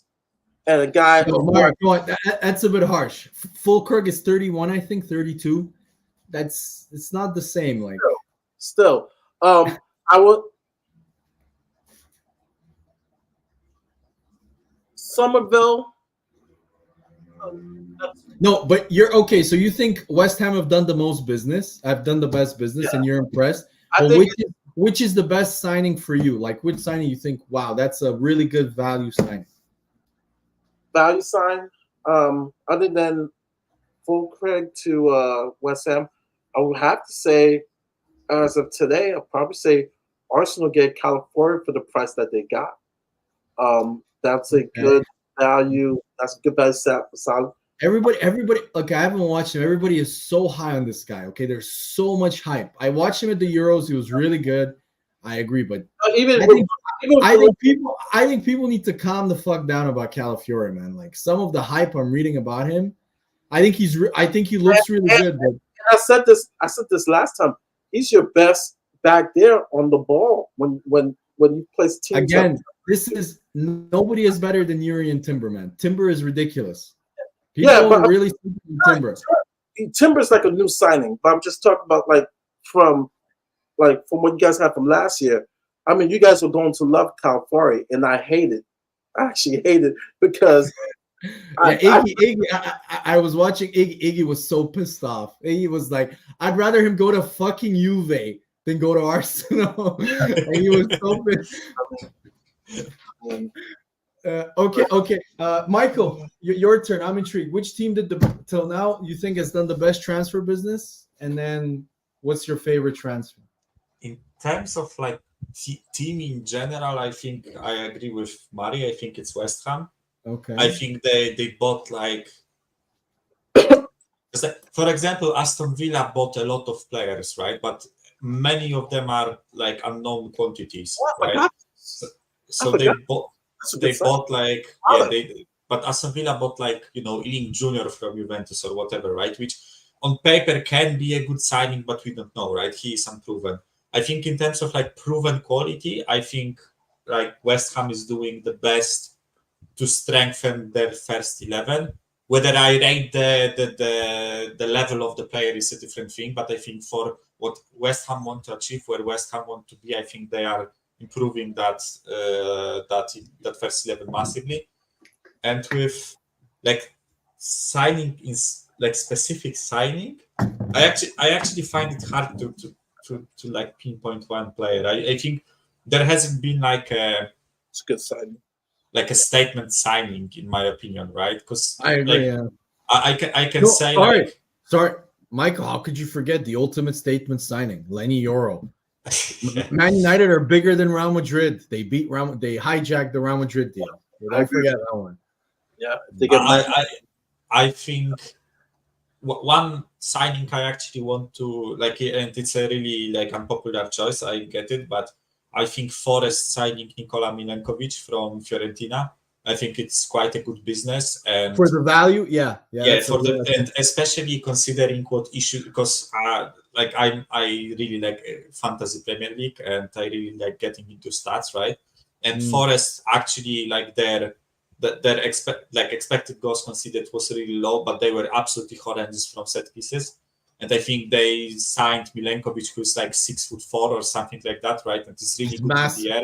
Massive. Yeah, he's massive. I think he's a good fit. No, if you read his stats in Serie A, he is the best aerial duel winning center back.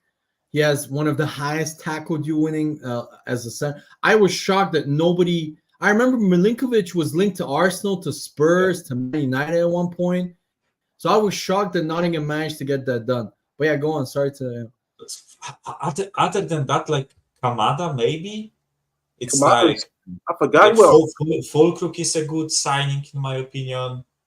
As much as I slated Chelsea, I think Kieran Dewsbury Hall, it's a lot of money for a player like him. But I think that there is at least a certain level of proven ability in my opinion. Whereas it's not a curveball like they always do with those 16-year-old Ecuadorians, right?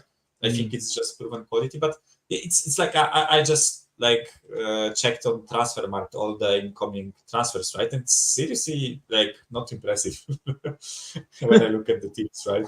No, for me, now it's for me the best business. Fucking Elliot Anderson for 40 million.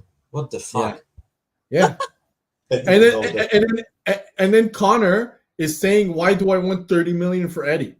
I don't think he's good, but they can fuck off if they can pay 40 million for." Look, that was bullshit. That transfer, that was for PSR purposes. That was we totally forgot about the signing of the season. For me, the team that's signing the best players, I'm gonna disagree with you guys. I think West Ham if you look at some of their expensive signings, over especially center forwards, Haller, Skamaka, this could go to shit. But they have a new coach now, so hopefully, I really like their coach. So hopefully, with that, it might actually work out well. I did think they overpaid massively for Kilman. I like him as a defender, but 40 million is a bit salty for me. For me, the team that's done the best transfer business, in my opinion, currently, is actually Brighton. I love the transfers they made. They signed Mats Whitfer. I forgot about him. They signed Mats Whitfer. If anybody is into stats or whatever and have actually watched him, this guy, I'm actually shocked they managed to steal him from, I think they stole him from Liverpool. From Milan. Liverpool. And Liverpool, yeah. So I've watched him a couple of times. I think he's just another brilliant signing. And the other player that they're trying to sign, supposedly, and are close to signing, Matt O'Reilly, really, really talented player from Celtic. I'm surprised Ange hasn't gone in for him. Yeah, it's like what the fuck are we doing? Why aren't we in for him? He's by far, and I'm reading numbers like 25, 30 million pounds, like very affordable numbers for. Go watch. If you guys look, I know Chelsea are shit, but go watch the Chelsea Celtic game. He was taking the piss, and their midfield wasn't bad. He was really, really good.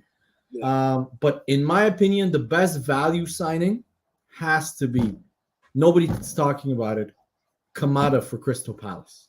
No, it was just saying. I started too. Yeah, you mentioned it, but to get such a talented and technical player, Kamada, who was, in my opinion, I actually think he made the wrong decision in going to Lazio.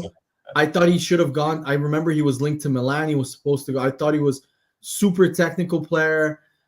I remember him at Frankfurt when they won the Europa League. He was easily one of their. About Kamada in February. Yes, to look at. He's just. I think for getting him for free, and especially Crystal Palace, for me, the seismic kind of to attract. Let's be honest, the player that is above their profile, and to be able to actually do that, I think is super impressive. The second, I would say, but I would caveat this as a bias. If Arsenal managed to sign Mikel Merino for 22, 23 million pounds, I honestly think that will be the best value signing. Because if you read this guy's stats, like I didn't know he was I knew he was a solid technical Spanish player, like Spanish midfielder. He was I didn't know he was like some fucking. He's like if you read him, he's like a technical Joao Paulinho. The funny thing is, Stefan, actually, in a way, because it was interesting, because I don't. Rodri was good in the Euros, but I could name you the midfielders who they're better. Fabian Ruiz. No, Fabian Ruiz was far better. Fabian Ruiz was the best midfielder. He was much better. Mourinho was good. Zubamendi was good. So it wasn't like Rodri completely stand out. All of them were good, and I thought Fabian Ruiz was really good. And I actually thought overall Fabian Ruiz was, apart from obviously the wingers, was their best midfielder. But I thought in the playoff stages, in the quarterfinals, I thought Dani Olmo was by far their best. Oh, yeah, Dani Olmo was good. Eight Jets signed Barcelona during the show. But just for me, if we managed to sign Mikel Merino for that money, to try to come to ours, I think that's a ridiculous deal, because he's a Champions League player. He's a super, like, in terms of for what Arteta is looking at the number 8 position. I think that's a complete. When you see players like Kieran Dewsbury-Hall go for 30 million, Elliot Anderson for 40 million in the same kind of position as a number 8, Archie Gray for 40 million, and Arsenal signed a proven Champions League player in Mikel Merino and a Spanish international for 22 million quid. I think that has to be one of the actual deals of the. But for me, based on value, it's got to be Kamada. To get him for free to go to Crystal Palace, I think that's crazy to me. Before we sign off and we go, big up I love my island people. Matthew Paris watching from Barbados. Barbados. I wish I was there right now. Big up to Matthew Paris watching from the island of Barbados. But other than that, we will Thursday have a work function. So not this Thursday, but next Thursday we will have our big preview. North London's our show. We will do our predictions for the top, the top 4 and then top 10 where Spurs and Arsenal are gonna land. Who's gonna be our breakout player? Who's gonna be a young player of the year? I got some interesting names. Someone mentioned Brighton, and so we're gonna do some predict. We'll even say, okay, who do you think is gonna win the Champions League and the Europa League? We'll do some predictions. So it's gonna be a wild show. I have a Manchester City person who's gonna be on the show. Wow. So yeah. So it's they're gonna really, really rare. Yeah, that's so it's gonna. I'm trying to get a Chelsea person. I might be able to pull that off. I have a Chelsea person on Thursday. So I don't know if you've noticed, ever since Chelsea are shit, the Chelsea fans are quieter than than a mouse. They never hear them talk anymore. They're super quiet now. Not speaking with chess like Don and them. They're not speaking with chess. And so that show will be next Thursday. There will be a post-game show from the the Bayern game on Saturday. So there will be a post-game. But the Monday show will be moved to Tuesday due to people traveling out of town. So the Monday show will be next Tuesday. And then Thursday will still be the same. North London is always preview show. So that's what will be coming up. Any last words before we are out? I just want to say it was beautiful watching Tottenham away yesterday and seeing how literally every single person who called me, apart from Mari, of course, and who was it else that said that I was sour grapes, that I was a hater, that I didn't see Ange for who he was and stuff. It was beautiful to see how. Oh, and Basuma, I forgot about Basuma. How every single person now agrees with me. But yeah, I just I couldn't resist gloating about it. Thank you for the show, Mari. STEL, too bad we couldn't do it. Hopefully in 2 weeks you can fix your yeah, man. We gotta get that internet. And thanks, Michael, for also coming. Yeah, man. He came into because it was 2 against 1. But we knew that was working. I was like, okay, I'm gonna listen. Connor was also on, but he only talked for the Arsenal topics. He didn't care about Spurs. I forgot about him. Sorry. No, but no, I honestly was working, and then I saw that you were having problems, and I was just like, okay, you may need a backup, because we don't want to cancel the show. And so I'm like, okay, let me back up. But big up to M. We're trying to work on it. We're trying to work on maybe a Friday preview every weekend, rivals, show. And so we're next week, Mario, when we do the preview, we need to do like the end. I'll write up some like awards for like how in the US they have comeback player of the year. Yeah. It's like a surprise player of the who's your surprise player, who's going to be player of the season, stuff like that. Yeah, on for next Thursday. Yeah, no, I'm with you there. I want to do surprise players, young player of the year who's going to break out and stuff, and then do some interesting questions because I've been hearing. I know we gotta go. One question is, a couple people are saying, will Arsenal beat Chelsea's record of less goals, Premier League goals given up? And no.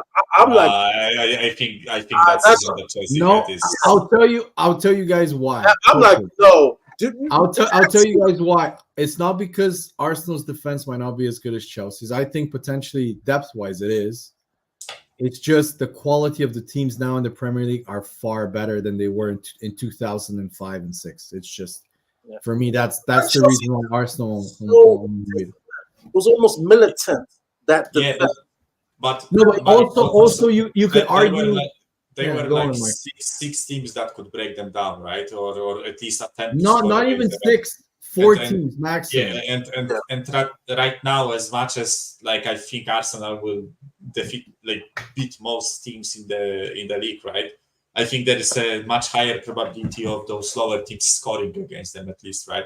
And I think also what I'm saying is backed with the statistics, right? If you look at it, like last season was the highest scoring season ever in the Premier League with the lowest amount of clean sheets out of all, like combined for all teams, right?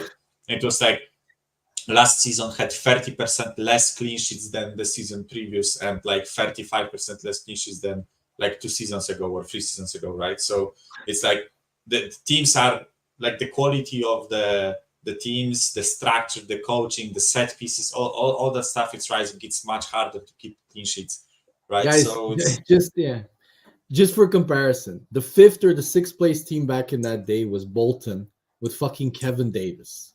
Now the 5th and the 6th place team in the league is either a really good a Spurs team with Son, or a Brighton with all of their youngsters, or a Newcastle with Alexander Isak and Anthony Gordon, or even you could add in Man United. So I just don't think it's possible, because I just think the league. I mean, Bournemouth, what was it? Did Nottingham Forest signed a year ago? Keylor Navas, guys. Keylor Navas. I remember Man City when they were shit in 2005 and 6. They played with Paul Dickoff up front. If anybody in the chat can remember him. So it's not even like the quality of players that all these clubs are able to actually attract. Like Bournemouth just signed one of the best young defenders in world football from Juventus. They managed to beat a number of big Italian. They managed to beat Roma to his signature. They managed to beat teams that are far bigger than them to his signature. So that should tell you how. Just about that player, I have to say it, right? His name is Huijsen, right, or whatever, right? And like Hui in Polish means dick, right? So it's same in Bulgarian. It's similar in Bulgarian, right? So it's like really funny when I read reports about him. No, but I was honestly shocked and surprised. Speaking of him, like I was shocked Ten Hag didn't go in for him. But hey, that's one of the few Dutch players he didn't try and sign. Yeah. Well, on that note, we are out. We will see you Saturday post game. Oh, guys, quick prediction before we go. Bayern Spurs. Come on. The guys are coming back. I'm going to say 3-2 Bayern. Oh, okay. Harry Kane goal? Apparently he's not going to play. Apparently he's not going to play, right? He's gonna play. I guarantee he's gonna play like. Oh yeah, like Levy will fucking inject him with something. 20 right? minutes. He will play this game. Musiala will score.